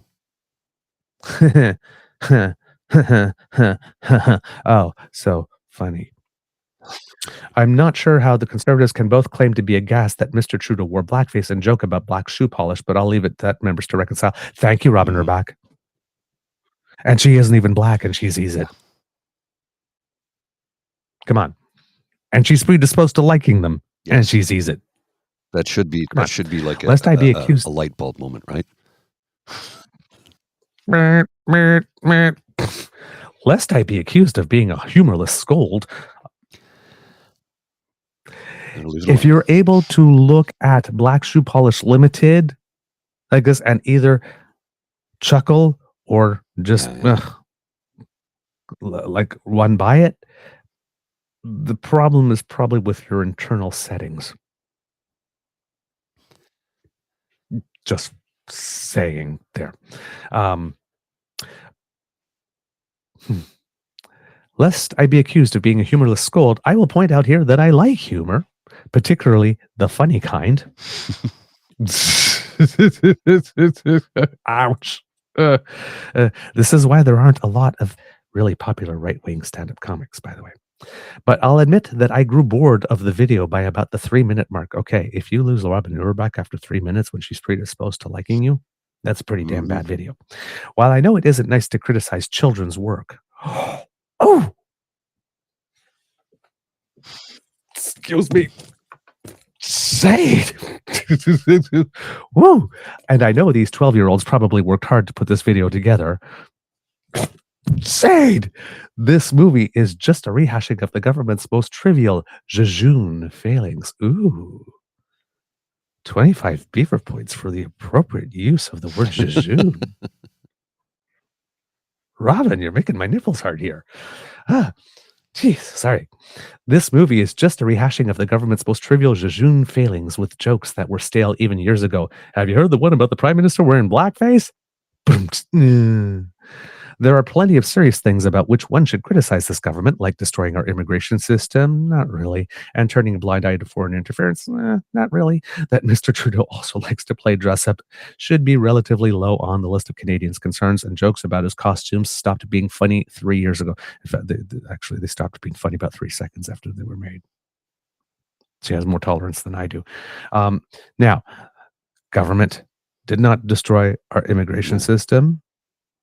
Government was maybe too eager to please the premiers, the problem, or to avoid criticism from the premiers, but they did not destroy the immigration system. And they have also course corrected to a point that also has the premier screaming, because while they keep on saying the housing's not getting built, you still have Danielle Smith behind the scenes going, but we need to increase our allotment.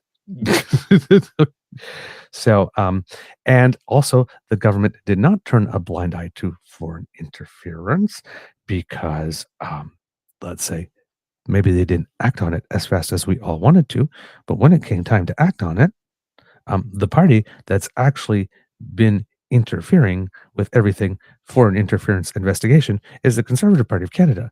They would not meet with former Governor General David Johnston. Then when it came time to replace him with someone else, they were unhelpful in suggesting names. They have not been particularly cooperative in any way, shape, or form with the current inquiry. They have nothing positive to say about the current inquiry, and at least 10 times they have voted for an election before the inquiry actually delivers its report. So I guess they don't really care about the issue, but they were the ones that were leading the charge to have this inquiry when they thought that the Prime Minister actually would never call one because he didn't want one. But it seems he was okay with one. He tried to have a tidier, less messy process so that we didn't have to wash our dirty laundry out in public, but Conservatives insisted that we do. So did the New Democrats. So we did. And then they've been completely unhelpful. And they've had nothing to say, good or positive, to say about the inquiry. Not like, oh my God, we can't wait for the inquiry report because this foreign interference problem, like we told you before, there was an inquiry, is so terrible that we really need to solve it. And yes, it would probably be better if we did that before the next election. So, those people from China can't help Trudeau win again. Like anybody believes that that's actually a thing. Unfortunately, but so that if we win, unfortunately, yeah, but so that if we win, well, nobody can question, because it actually was the first clear election without foreign interference in such a long time, because the Liberals allowed everything to get so.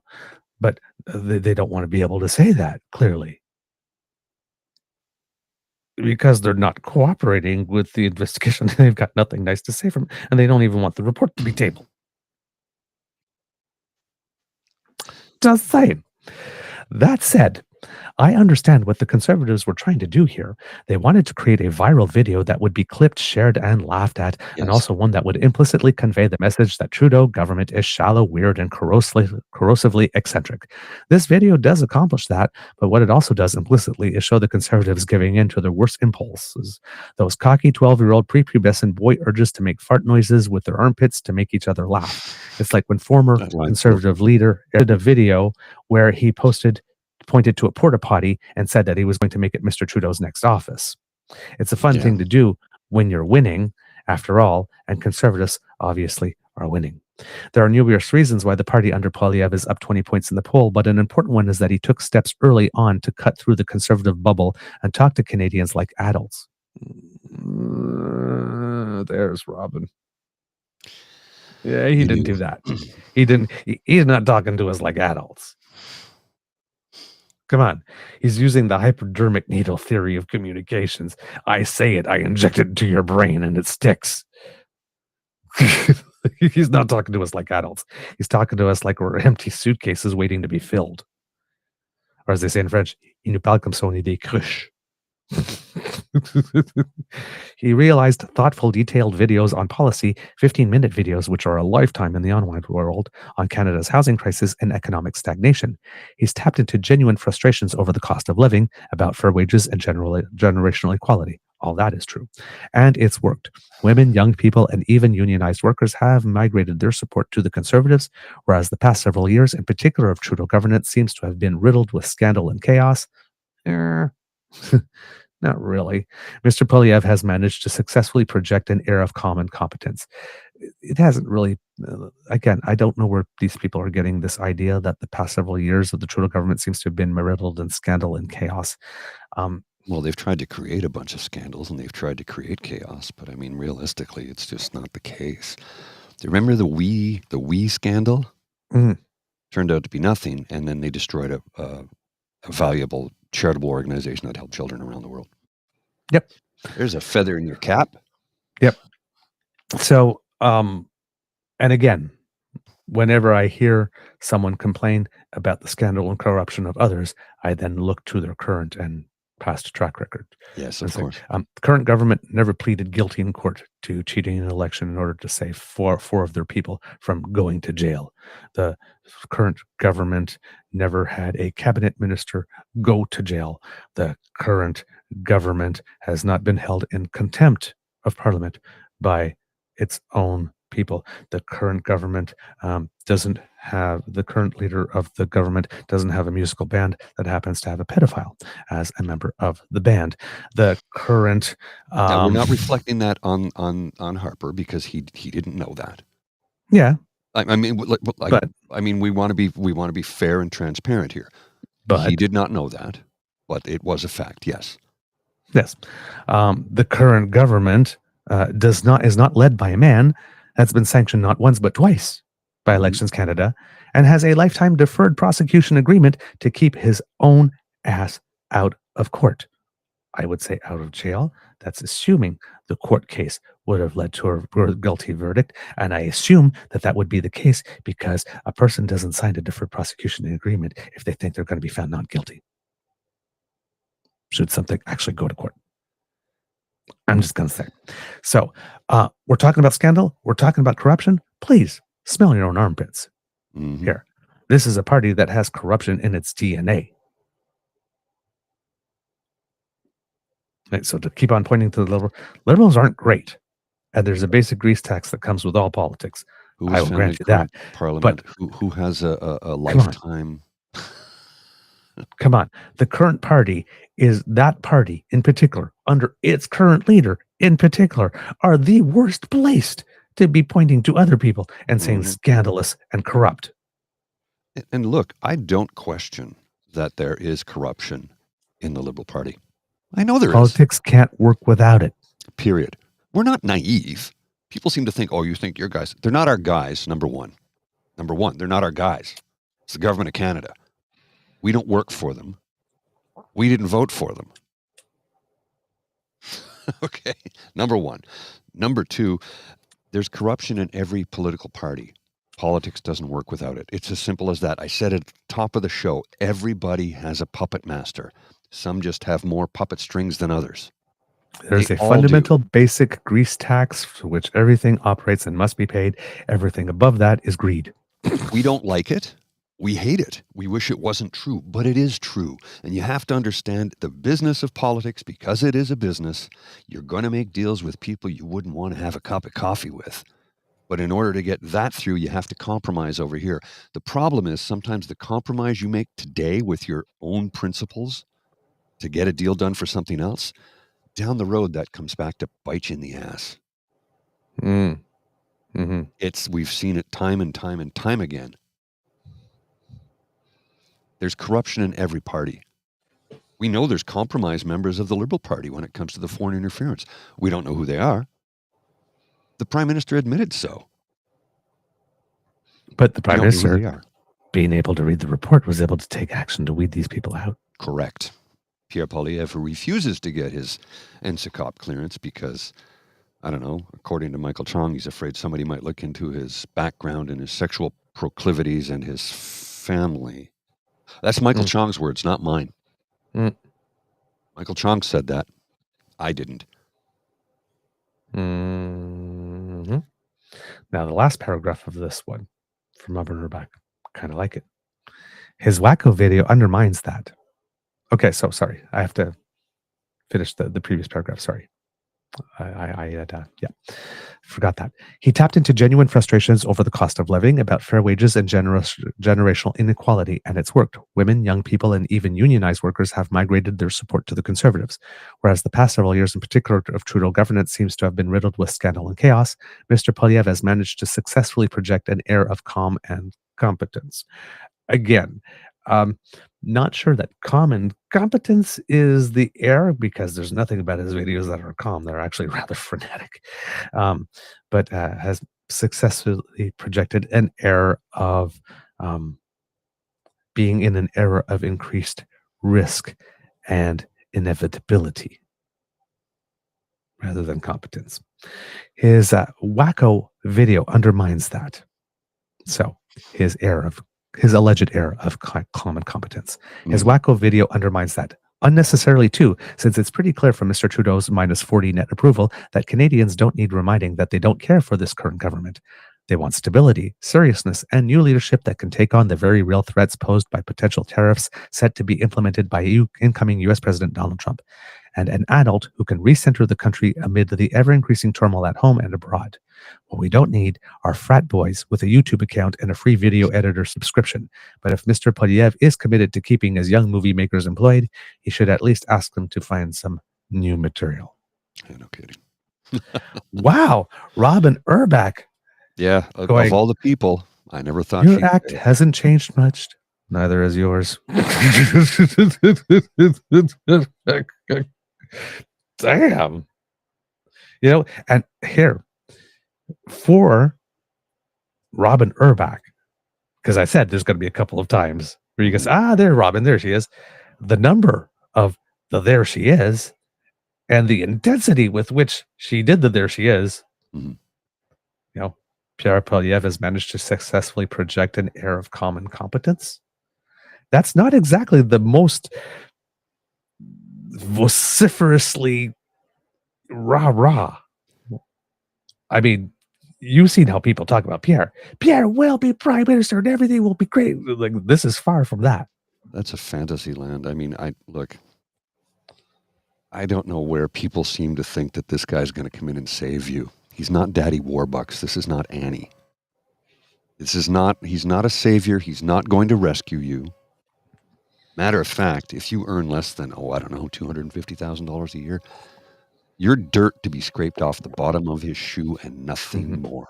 Remember, he said social programs make wealthy people wealthier, so he's going to end those social programs. And he actually wants to brainwash the ignorant into believing that bullshit, so that when he axes those taxes, there goes my fucking camera again. Jesus, it's pissing me off. When he axes those, again, taxes like CPP and EI, and which are not taxes, by the way, they're insurance programs and a pension program. When he does that, and people start seeing how everything is costing them more, and all of a sudden they have no money to retire on, maybe then you'll realize he hates you. Maybe then the light bulb moment will happen. You realize he lied to me. No, he told you what he was going to do. You were just too stupid to realize what he was telling you. Yeah. The only way that life under Pierre is going to be like Annie with Daddy Warbucks is if your son will come out tomorrow. It'll still be a hard knock life for us. That's about it. That's it. That is it, man. That's it. My God. This guy. Empty suit. All right. Enough about Canada. For now, a couple things going on in the United States. It seems that we almost got the Speaker Johnson debacle. The first vote was going through, and more than 2 people had voted no. I think there was 3 no's, and there were 6 people that had abstained or just voted present, which sort of like is not a recorded vote yet and gives them time to come back and renegotiate stuff. But it looks like he was going to lose. I actually had the tweet all written up like, ha ha, here we go again. How many rounds does it take? But it seems that between the time where it was indicating that 6 votes were not registering at all and 3 were voting no or something like that, that it gave time for Trump to get on the phone, start talking to some people. He went out and talked to some people. It seems that the 6 decided to vote for him, and one of the people that voted no originally decided to change their vote, and he actually did get in on the first one. I don't know how many devils to whom he needed to sell his soul to get that feat accomplished. But it already, and he actually also got a provision that in order to provoke a review, because before it was just like 1 member had to vote, now it's 9.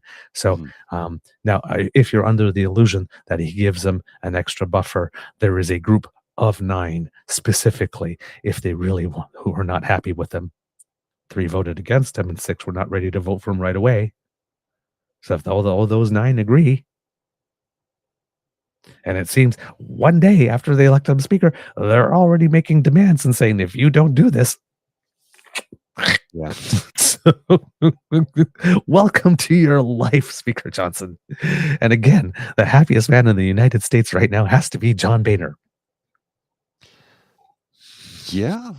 It's like, and Paul Ryan is probably feeling pretty good about himself too right now.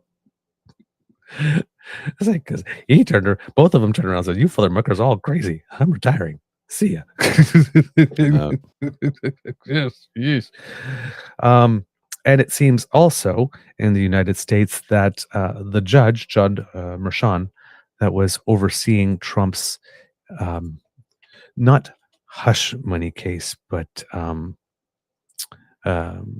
illegal reporting of financing case in order to provide hush money. It seems that the judge, yes, slight difference. Seems that the judge turned around and was in a conflicted situation in that told Team Trump was asking him to like just throw away everything, vacate the decision and the ruling and whatnot, declare him like not guilty or that the trial couldn't stand, and that, no sentencing and all that kind of stuff.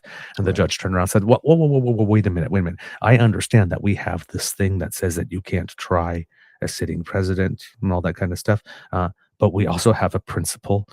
We had grand jury and a jury and a whole court case, and the jury did come down with a verdict. I can't just pretend that that didn't happen. So there will be a sentencing. It will happen on January 10th, but the judge has already said no jail time. Right? He should be going to jail, but no jail time. In an extraordinary turn, a judge Friday set President-elect Donald Trump's sentencing in his hush money criminal case for January 10th, little over a week before he's due to return to the White House, but indicated he wouldn't be jailed. The development nevertheless leaves Trump on course to be the first president to take office convicted of felony crimes. Manhattan Judge Juan Merchan, who presided over Trump's trial, signaled in a written decision that he'd sentenced the former and future president to what's known as an unconditional discharge, in which a conviction stands, but the case is closed without jail time, a fine, or probation. Trump can appear virtually for sentencing if he chooses. Rejecting Trump's push to dismiss the verdict and throw out the case on presidential immunity grounds and because of his impending second term, Merchan wrote only that, quote, bringing finality to this matter would serve the interests of justice. He said he sought to balance Trump's ability to govern, quote, unencumbered by the case against other interests, the U.S. Supreme Court's July ruling on presidential immunity, and the public's expectation, quote, that all are equal and no one is above the law, and the importance of respecting a jury verdict.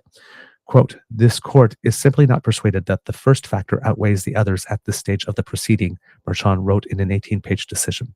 Trump lashed out at Merchan on his Truth Social platform Friday, writing that, quote, it would be the end of the presidency as we know it if the judge's ruling is allowed to stand. No, it won't be. He repeated his claims that the case, quote, was an illegitimate political attack and, quote, nothing but a rigged charade perpetrated by Manhattan District Attorney Alvin Bragg, who happens to be black, a Democrat. He didn't elaborate on potential next legal moves. Bragg's office declined to comment on Merchan's ruling. Former Manhattan Judge Diane Kiesel said the ruling can't be appealed under New York law, but Trump nonetheless might try to appeal it. In any event, he can appeal his conviction, a step that can't be taken until he is sentenced, but he won't be able to pardon himself. Trump's case was tried in state court, but presidential pardons only apply to federal crimes. Trump takes office on January 20th as the first former president to be convicted of a crime and the first convicted criminal to be elected to office. The Republican was found guilty in May of 34 counts of falsifying business records, and you will see some Republicans all over Twitter the other day talking about all these incidents that happened in the United States in New Orleans and in front of the Trump International Hotel in Las Vegas. How do these people that had, criminal convictions before or that were out on bail or something like that, how did they be allowed to do this? Says guy who shilled for the guy with 34 felony convictions to be you can understand how someone with 34 felony convictions can become president, but you can't understand how someone who could do something like blow up a Cybertruck in front of the Trump International Hotel could be out on bail. Mm-hmm. Really? You can wrap your hand around the first, but not the second? Really? Because it seems that your ability to wrap your head around the first makes the second one a whole lot easier to understand. One would think. The guy with 34 felony convictions is president of the United States. Of course, someone with a criminal record, as long as your arm is out of jail on bail. That would be totally consistent. Not odd. Dude, really. So yes, he will be sentenced. Listen, this is the maximum amount. Well, he can't because it's state, but this is going to be the maximum amount of justice that we're going to get. Now, the only other justice that we're going to get is stuff like, for example, in Florida, it seems that Jack Smith has decided to remove Trump from the case, but the other two, Nada and De Oliveira, will still be tried itself because Judge Eileen Cannon, tried to throw away the case, and they just can't allow that to stand on that ground. So somebody's going to have to appeal that. So they're going through with the other two. The fake electors cases, the fraudulent electors cases are still going through. I think in Wisconsin, there's another case that's going through in which I think they added more charges to the indictments. And of course, Mike Roman, who was working very closely to get Andrew Scheer elected and was Harper's number 2 at the IDU. Correct. Before he was indicted in the fraudulent elector schemes. And this magically vanished from all mention of IDU websites and was no longer the IDU number 2. Just like that.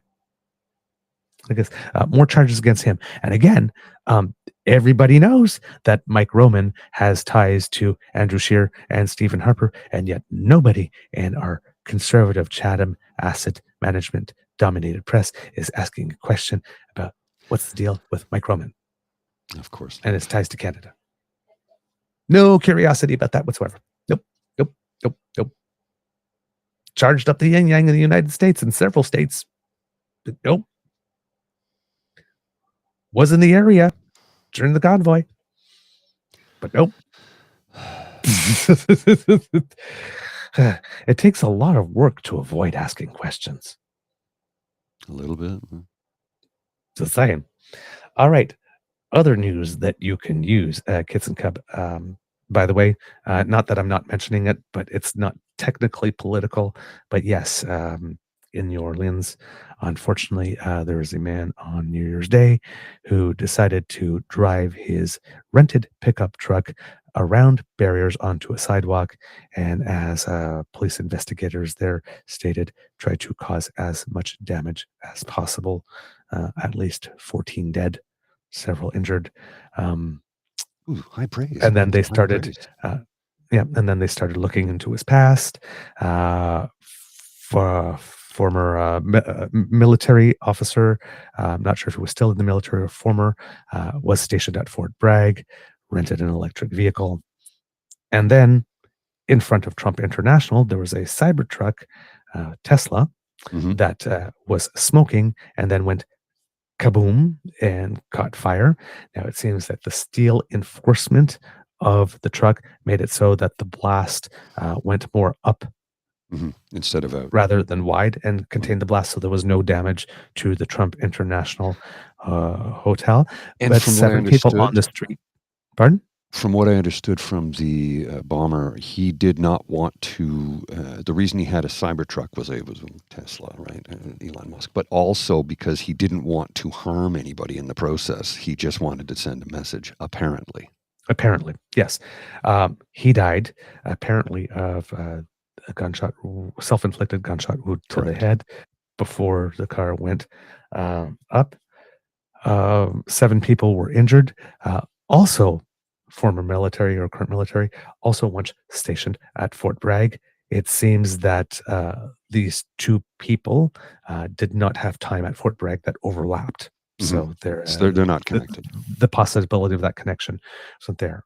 In New Orleans, they suspected that maybe he did not act alone because there was some video of what seemed to be people placing some pipe bombs somewhere. It seems that they have now concluded, at least for the New Orleans portion, that that those 2 people, that's not a lead, that he might have worked alone. But since then, there's also some reporting that this person went to Cairo in 2003, I think, or 2023. 2023, and came back and spent 3 days in Toronto at that point. And so they are looking, there's questioning and investigation to see if there might be any connection through that way, in any way, shape, or form. But we haven't heard about that. But Jesus we do Christ. have 2 former military people who have decided to take some very, very big public actions.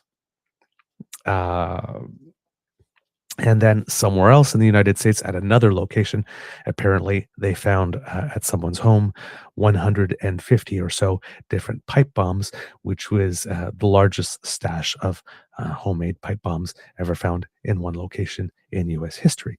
And all of that was on the first day of the year. Yes. I fucking give up with this goddamn camera. I'm ready to throw it out the fucking window. It's really pissing me off. I know some people think it's funny, but it's really getting under my skin. Sorry, I don't mean to be an asshole, but this is really annoying the hell out of me, and I can't deal with it anymore. I'm sorry. It's when my tech goes sideways, I do not respond appropriately. I respond with anger because shit's supposed to fucking work. And you put a lot of work into making sure it effing works, and then you take a lot of pride in it working. It's my job. We know this is not a reflection on you. I know. It just pisses me off to no end. Understandably so. Understandably so. Trust me. As kids know, a few summers ago, I tried my hand at directing a play. That 110 sound cues, because it was about a robot in space. And we had 1 hour for tech rehearsal. Then realized that for some reason, our sound cue things or software happened to be the one piece of software in all of the history of the world that does not work with that particular sound mixer board. Of course, yeah. It's like, and everything afterwards went to pot. And I had a moment, which Mr. Grizzly let me know was not a failure, but I was just not successful in the moment. But I was very, very, very, very, very unsuccessful in the moment and not proud of myself for my behavior in the process. Fortunately, made amends afterwards and everything's all right with my friends. But yeah, I almost lost 3 friends as a result of tech going wrong and me not handling it well. So I empathize. To answer some questions in the chat about the camera, no, it doesn't have a facial recognition. It doesn't have any of those things. I've switched everything off and put it completely manual, and it's still doing what it's doing. So I don't know what the hell's wrong. And it's got the latest software update as well. So I have no idea why it's doing what it's doing. It's just temperamental. Yeah, well, it might be time for a new one, and I can't afford it right now. Well, we can fix you up. Don't worry about that. If you need to get a new one, we'll fix you up. All right. So that's the main news. One other little thing I want to mention, because this is financial news that a lot of people might find helpful, because we're in a new year tax brackets have been altered because in Canada, fortunately, tax brackets are adjusted to inflation. So every year, fortunately, you don't get what's called bracket creep, putting you into a higher tax bracket just because prices of things go up. So for 2025, the income tax brackets are increasing. Federal tax is 15% for earnings up to $57,375, 20.5% for between $57,375 and 1 cent, and $114,750. And 26% for incomes between $114,750 and 1 cent and $177,882. The tax rate is 29% for earners with an income between $177,822 and 1 cent and $253,414. Anything beyond that will be taxed at 33%. Your basic personal amount, which is the amount of income that you're allowed to make and will not be taxed federally for the 2025 tax year, ranges from $14,538 to $16,129, depending on your overall income. That's up from 2024, when the range was $14,256 to $15,705. And then for the 2024 tax year, Canadians can contribute to their registered retirement savings plans until March 3rd, 2025. The threshold is going up to $32,490 in 2025 from $31,560 in 2024, as well as any available contribution room left over from previous tax years. Taxpayers can determine their unused RSP contribution room by looking at last year's tax assessment from the Canada Revenue Agency or looking at their online CRA accounts. Now, if you happen to have a tax-free savings account, the contribution limit will stay the same, $7,000, following 2 consecutive years of increases. So that's a little known thing that the Prime Minister has done. But over the course of his tenure, I believe he has raised the contribution limit for TFSAs by $1,500 over the course of his entire term. 1,000 at least, possibly 1,500. Because under Harper, I think it got up to 5,500, and now it's 7,000. Canadians can continue to benefit from this tax-free option to grow their savings without incurring taxes on interest or gains. So that's just a little news you can use for you if you happen to be doing some financial planning this year. Before we go, at the World Juniors, it does seem indeed that we did not have the strongest team, because in the first round of the playoffs against Czechia, the team got eliminated. I still do not understand how we beat Finland 4-0 in that first match, given that Finland went all the way to the final and lost. The match needed to go to overtime against the United States, which Finland ended up taking the silver and the United States winning. But if we beat the team that won silver 4-0 in the first match, what happened to the team after? Fortunately, Kits and Cubs, once again, Canada is the land where women are strong and men are pretty. Because fortunately, even though the World Juniors for men have stopped, it seems that there is now a World Juniors for women. I'm not sure if this is new or if it's the first year that it's just gotten some prominence. So whereas our juniors, the World Juniors is U20, this is U18 for women. But in this tournament, where there are a certain number of teams, it seems that Team Canada is doing rather well, I believe, with very convincing victories, I believe, in the first 2 matches I've not seen any of them yet.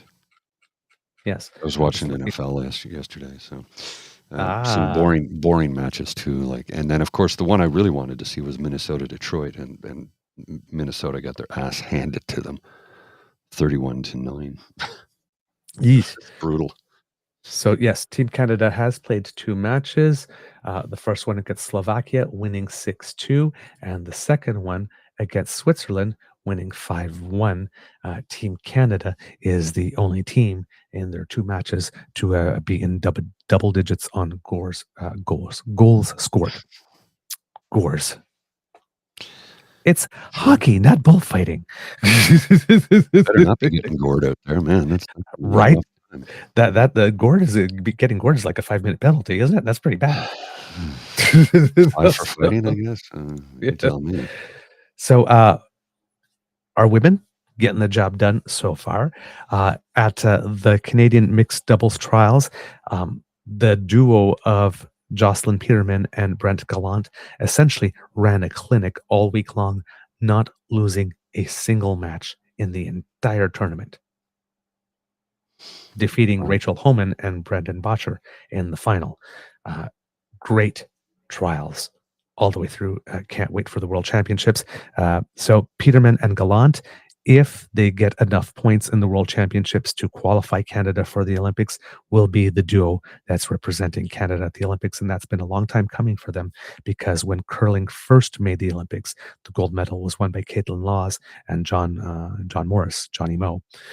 But it was Peterman and Gallant that secured Team Canada's spot at a previous World Championships to do that. So this time they actually get to go. Not just earn the spot from Canada, but go. And they get a full year to be playing together as well on this, and going to tournaments and hone their skills to get those points. And it looks pretty sure that Canada's pretty high up in the standings, hasn't actually clinched a place yet, but it would seem that there's enough points that if Peterman and Gallant just show up at a few tournaments and breathe, it'll be enough. Should be fine. It's not, you still have to play the main games and whatnot, but it seems that it will be fine, so that they will be Team Canada in Milano Cortina. The qualifications for the Australian Open have started. Unfortunately, there's only 2 Canadians in qualification, Marina Stekusic for the women and Alexis Garneau for the men. Stekusic unfortunately lost her first round match, so will not be playing in the Australian Open this year. Corey Connors, a golfer, had a very, very good tournament this week on the PGA Tour, and finished in 5th place. Which is a nice result. And Canadians did pretty well overall in that tournament, with Todd Pendrith, I think it is. No, Taylor Pendrith taking 13th in the tournament, and Adam Hadwin taking 29th. And that's the Century event taking place in the United States. And finally, last night was the Golden Globe Awards, the first major awards ceremony of award season that culminates with the Oscars in March, I believe it is. And there were a certain number of Canadians up for nomination. I believe that Ryan Reynolds technically had a nomination for there was a movie award for cinematic achievement and box office achievement together. That one went to Wicked because it had 4 Golden Globe nominations, #1, and major box office. So, I mean, add both of them together. And by the way, the Broadway version of Wicked set a new world record, becoming the first Broadway play to ever earn $5 million in ticket sales in 1 week.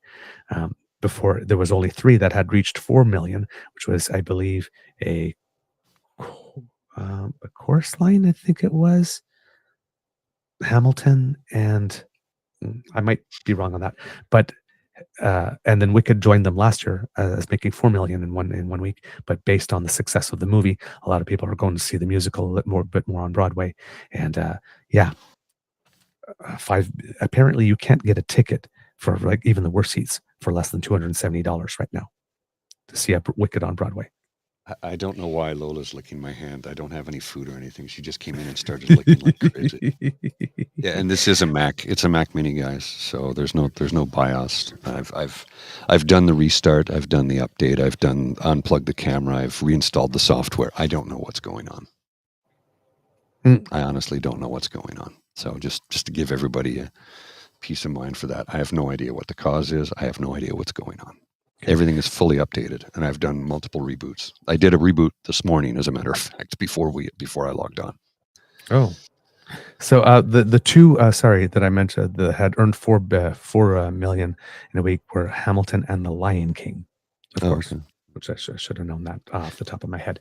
But as well, a guy named oh God, I can't remember his first name. LaBelle was nominated in some in acting categories. There were 4 Canadians nominated in various categories throughout the evening, and unfortunately, um, not one of them took home any hardware last night. But still, Demi Moore won an award, though, I guess. Huh? pardon? Yes, that was the really good. Demi Moore won, and I couldn't believe this.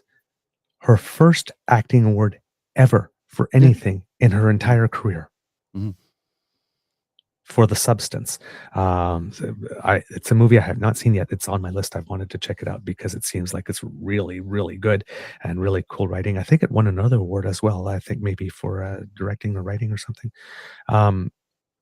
But really, they call it a body horror, and apparently the amount of fake blood they needed on the set was in the multiple digits in terms of liters.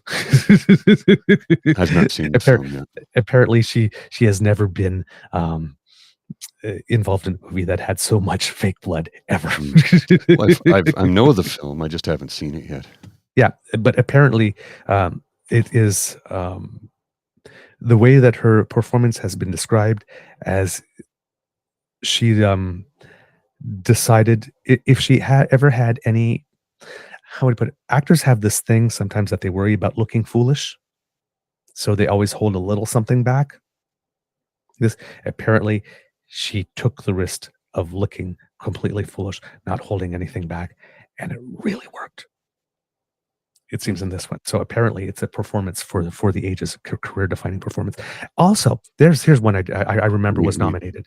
Canadian Pamela Anderson was nominated for an award. Apparently, there's a small independent movie called The Last Showgirl, where she plays like the last Vegas showgirl, and apparently, it's a pretty gritty, emotional drama about working class people in Las Vegas and the downfall. Whereas the showgirl used to be like the icon. The Vegas showgirl, and now it's like nobody cares. Just nobody cares about them anymore. But apparently, it's about time that she gets some recognition. But yes, apparently, people are looking at that as well as a completely transformative role that nobody's ever seen Pamela Anderson in that way or the capacity to do that before. She's never had the opportunity to do it. She's never had a script that would, her scripts are always based on her body and her looks. And this one is oddly as well, but from a different standpoint. Exactly. So it seems she actually can act, and hopefully this will mean more opportunities for her, because she has a really interesting career path and story, and she's very socially engaged, and like she's somebody I would really love to interview. And I've never watched an episode of Baywatch in my life, but just for everything else that she's done in her career. All right, Mr. Grizzly, do we have a show? Yeah, I got to get Lola out of here. She's getting squirrely. All right, kids and cubs, that's the end of this episode of the Daily Beaver Morning Show. We hope that you love listening to us because we love making this for you. Remember, sharing is caring and word of mouth is priceless. So please tell your peeps and poops all about us. Really helps us when you do. Now, if you would like to support us, by example, making sure you do not miss an episode whatsoever when it comes out on podcast form, then you can thank the Ray Girl for making this easy.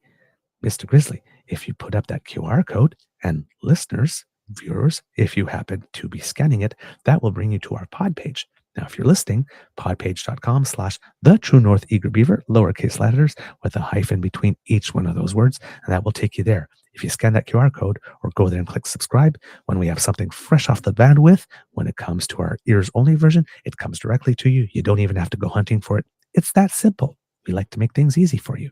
Now, if you'd like to help us in other ways, you need to make like Kit Elaine and surf yourself on down to the True North Eager Beaver Media Incorporated YouTube page, where you will find our buttons like, share, and subscribe. Please give them a little tickle. That makes us so happy when you do, and it also helps us with the algorithm. So thanks. If you would like to help us in other ways, you need to get down to the coffee page, which this is the last day because it's the 6th, it's Epiphany. So I'm guessing everybody will have their Christmases celebrated after today, regardless of what religion you adhere to, if you adhere to a religion. So our stockings for one more day are still well hung by the chimney with care. If you would like to give them a little stuff with a little financial love to let us know that you support and encourage us and want us to do more, that would be greatly appreciated. And you could do that by going to our coffee page. That's coffee, ko-fi.com/The True North Eager Beaver, lowercase letters with a hyphen between each one of those words. And go not over on there. coffee. Is that? I don't think that's. I thought it was coffee. Oh, no, sorry. You're right. Sorry. Yes, Yeah. that's our pod page. Sorry. Let me try that again. Thank you. Scrolling Good catch, across the Mr. bottom. Grizzly. Coffee, ko-fi.com/eager beaver, lowercase letters, all in one word. Good catch, Yeah, Mr. the Grizzly. case is irrelevant. The URL, the identifier will find it no matter what the case, whether it's up or lower, it'll still find it. So that's irrelevant. But yeah, it's one word, Eager Beaver / So ko-fi.com/Eager Beaver, and you're good to go. Thanks so much. So if you leave a little something there, stuff our stockings, we would be greatly grateful for your contribution to the Emergency Hydration Fund. It's not an emergency hydration fund anymore. It is. No, dude, I'm broke as fuck. Mr. Grizzly. Sorry. We need under to a keep lot of stress. some whimsy. It's I'm under the a lot of Emergency stress. Hydration And Fund. what can I say? I know. I'm under a lot of stress. I know. That's fine. It's the Beaver Lodge Emergency Hydration Fund. If you would like to drop a little bit in there to get Mr. Grizzly a cup of nice hot coffee or me a cup of hot chocolate, hey, we appreciate the attaboy. Thank you so very much. Now, kids and cubs, because democracy is something that you do, and we are in the Monday because we took it easy. We eased ourselves into the year. I would ask that today, just practice some self-care with the manner in which you are consuming information, because there's going to be a lot going on. Was the Prime Minister going to resign? Yes or no? A lot of people coming in with some big feelings, a lot of people making some bold statements, probably a few people trying to do the ha type thing. Let it wash over you. Still too early in the game to get all worked up. But so just practice a little self-care in when doom scrolling, so that you don't get discouraged before we actually need you to step in to take some action this time, because it's going to be a long fight. Right? So remember, it's a marathon, not a sprint. Got to pace ourselves. Mr. Grizzly, do you have some words of wisdom, my friend? I know it's been a frustrating day. I'm sending you lots of love. Words of wisdom. I don't know, man. Look, we don't know what the hell is going to happen at 10:45 today. Nobody does. There's speculation that the PM steps down, he resigns. Okay, if he does, he does. Basically means the end of Pierre Poilievre, because who's he going to have to yell at now and complain about? Well, we know that whoever the next one is, they're awful, they're terrible, and everything Trudeau did, they supported, so they're just as bad as Trudeau. That's going to be the extent of it, right? That's it. Yeah. I mean, that's all, because that's all he's got. But we don't know what's going to happen. And here's the thing. We can't control any of it. So all you can do is control how you react to it. So you know what my reaction is going to be? No matter what happens, it's like, whatever. Literally, that's my reaction. Yeah, whatever. I got to do the dishes. My life will go on. So will yours. Absolutely. All right. We got the democracy, something that you do. We got your words of wisdom. So it's my turn to remind you, kids and cubs, it could be a tough world out there. So please be kind to and gentle with yourself. Mr. Grizzly, please be kind to and gentle with yourself. I'm working on it. It's not even 10 a.m. yet. It's a long day ahead. Got a lot of work to do.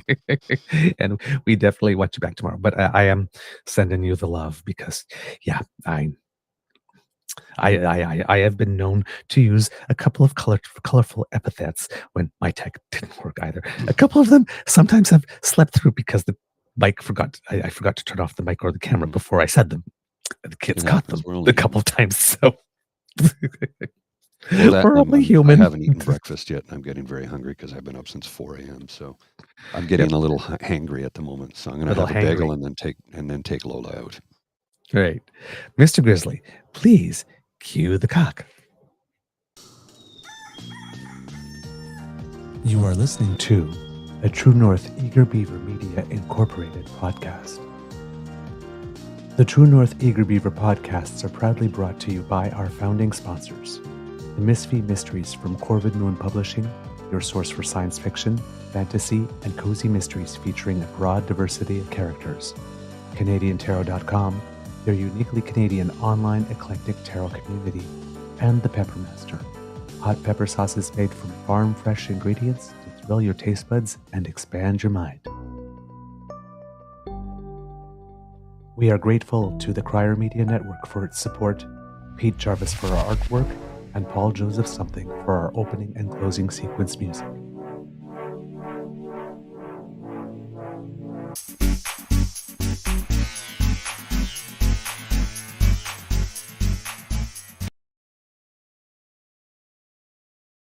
You know, the one saving grace about being on YouTube and not on television is that I actually, when I have a moment where I lose my shit, I can do it. I don't have to bottle it in or keep it in. I can actually let it out, which is healthy. It's not always ideal.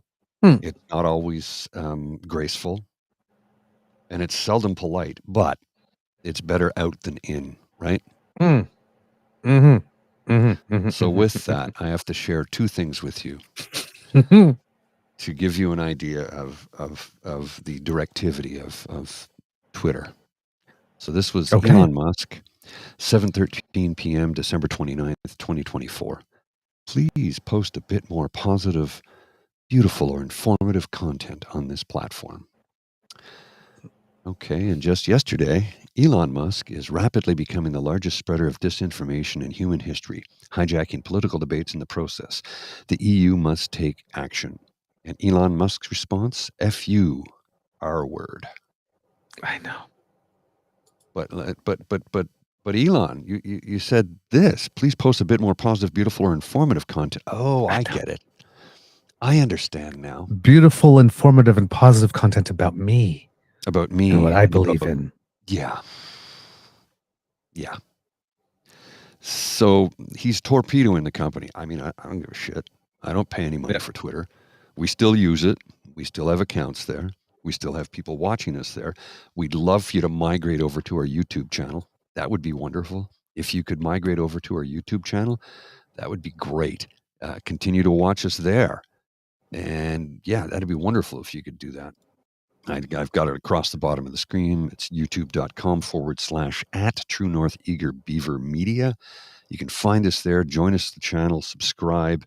We have content 5 days a week, and we're going to get back to doing our shorts that we have sort of gotten away from for members, exclusive content for members. Just it's Christmas season and all. It's a little bit crazy, and we're busy and trying to make things work. But anyway, yeah. Content.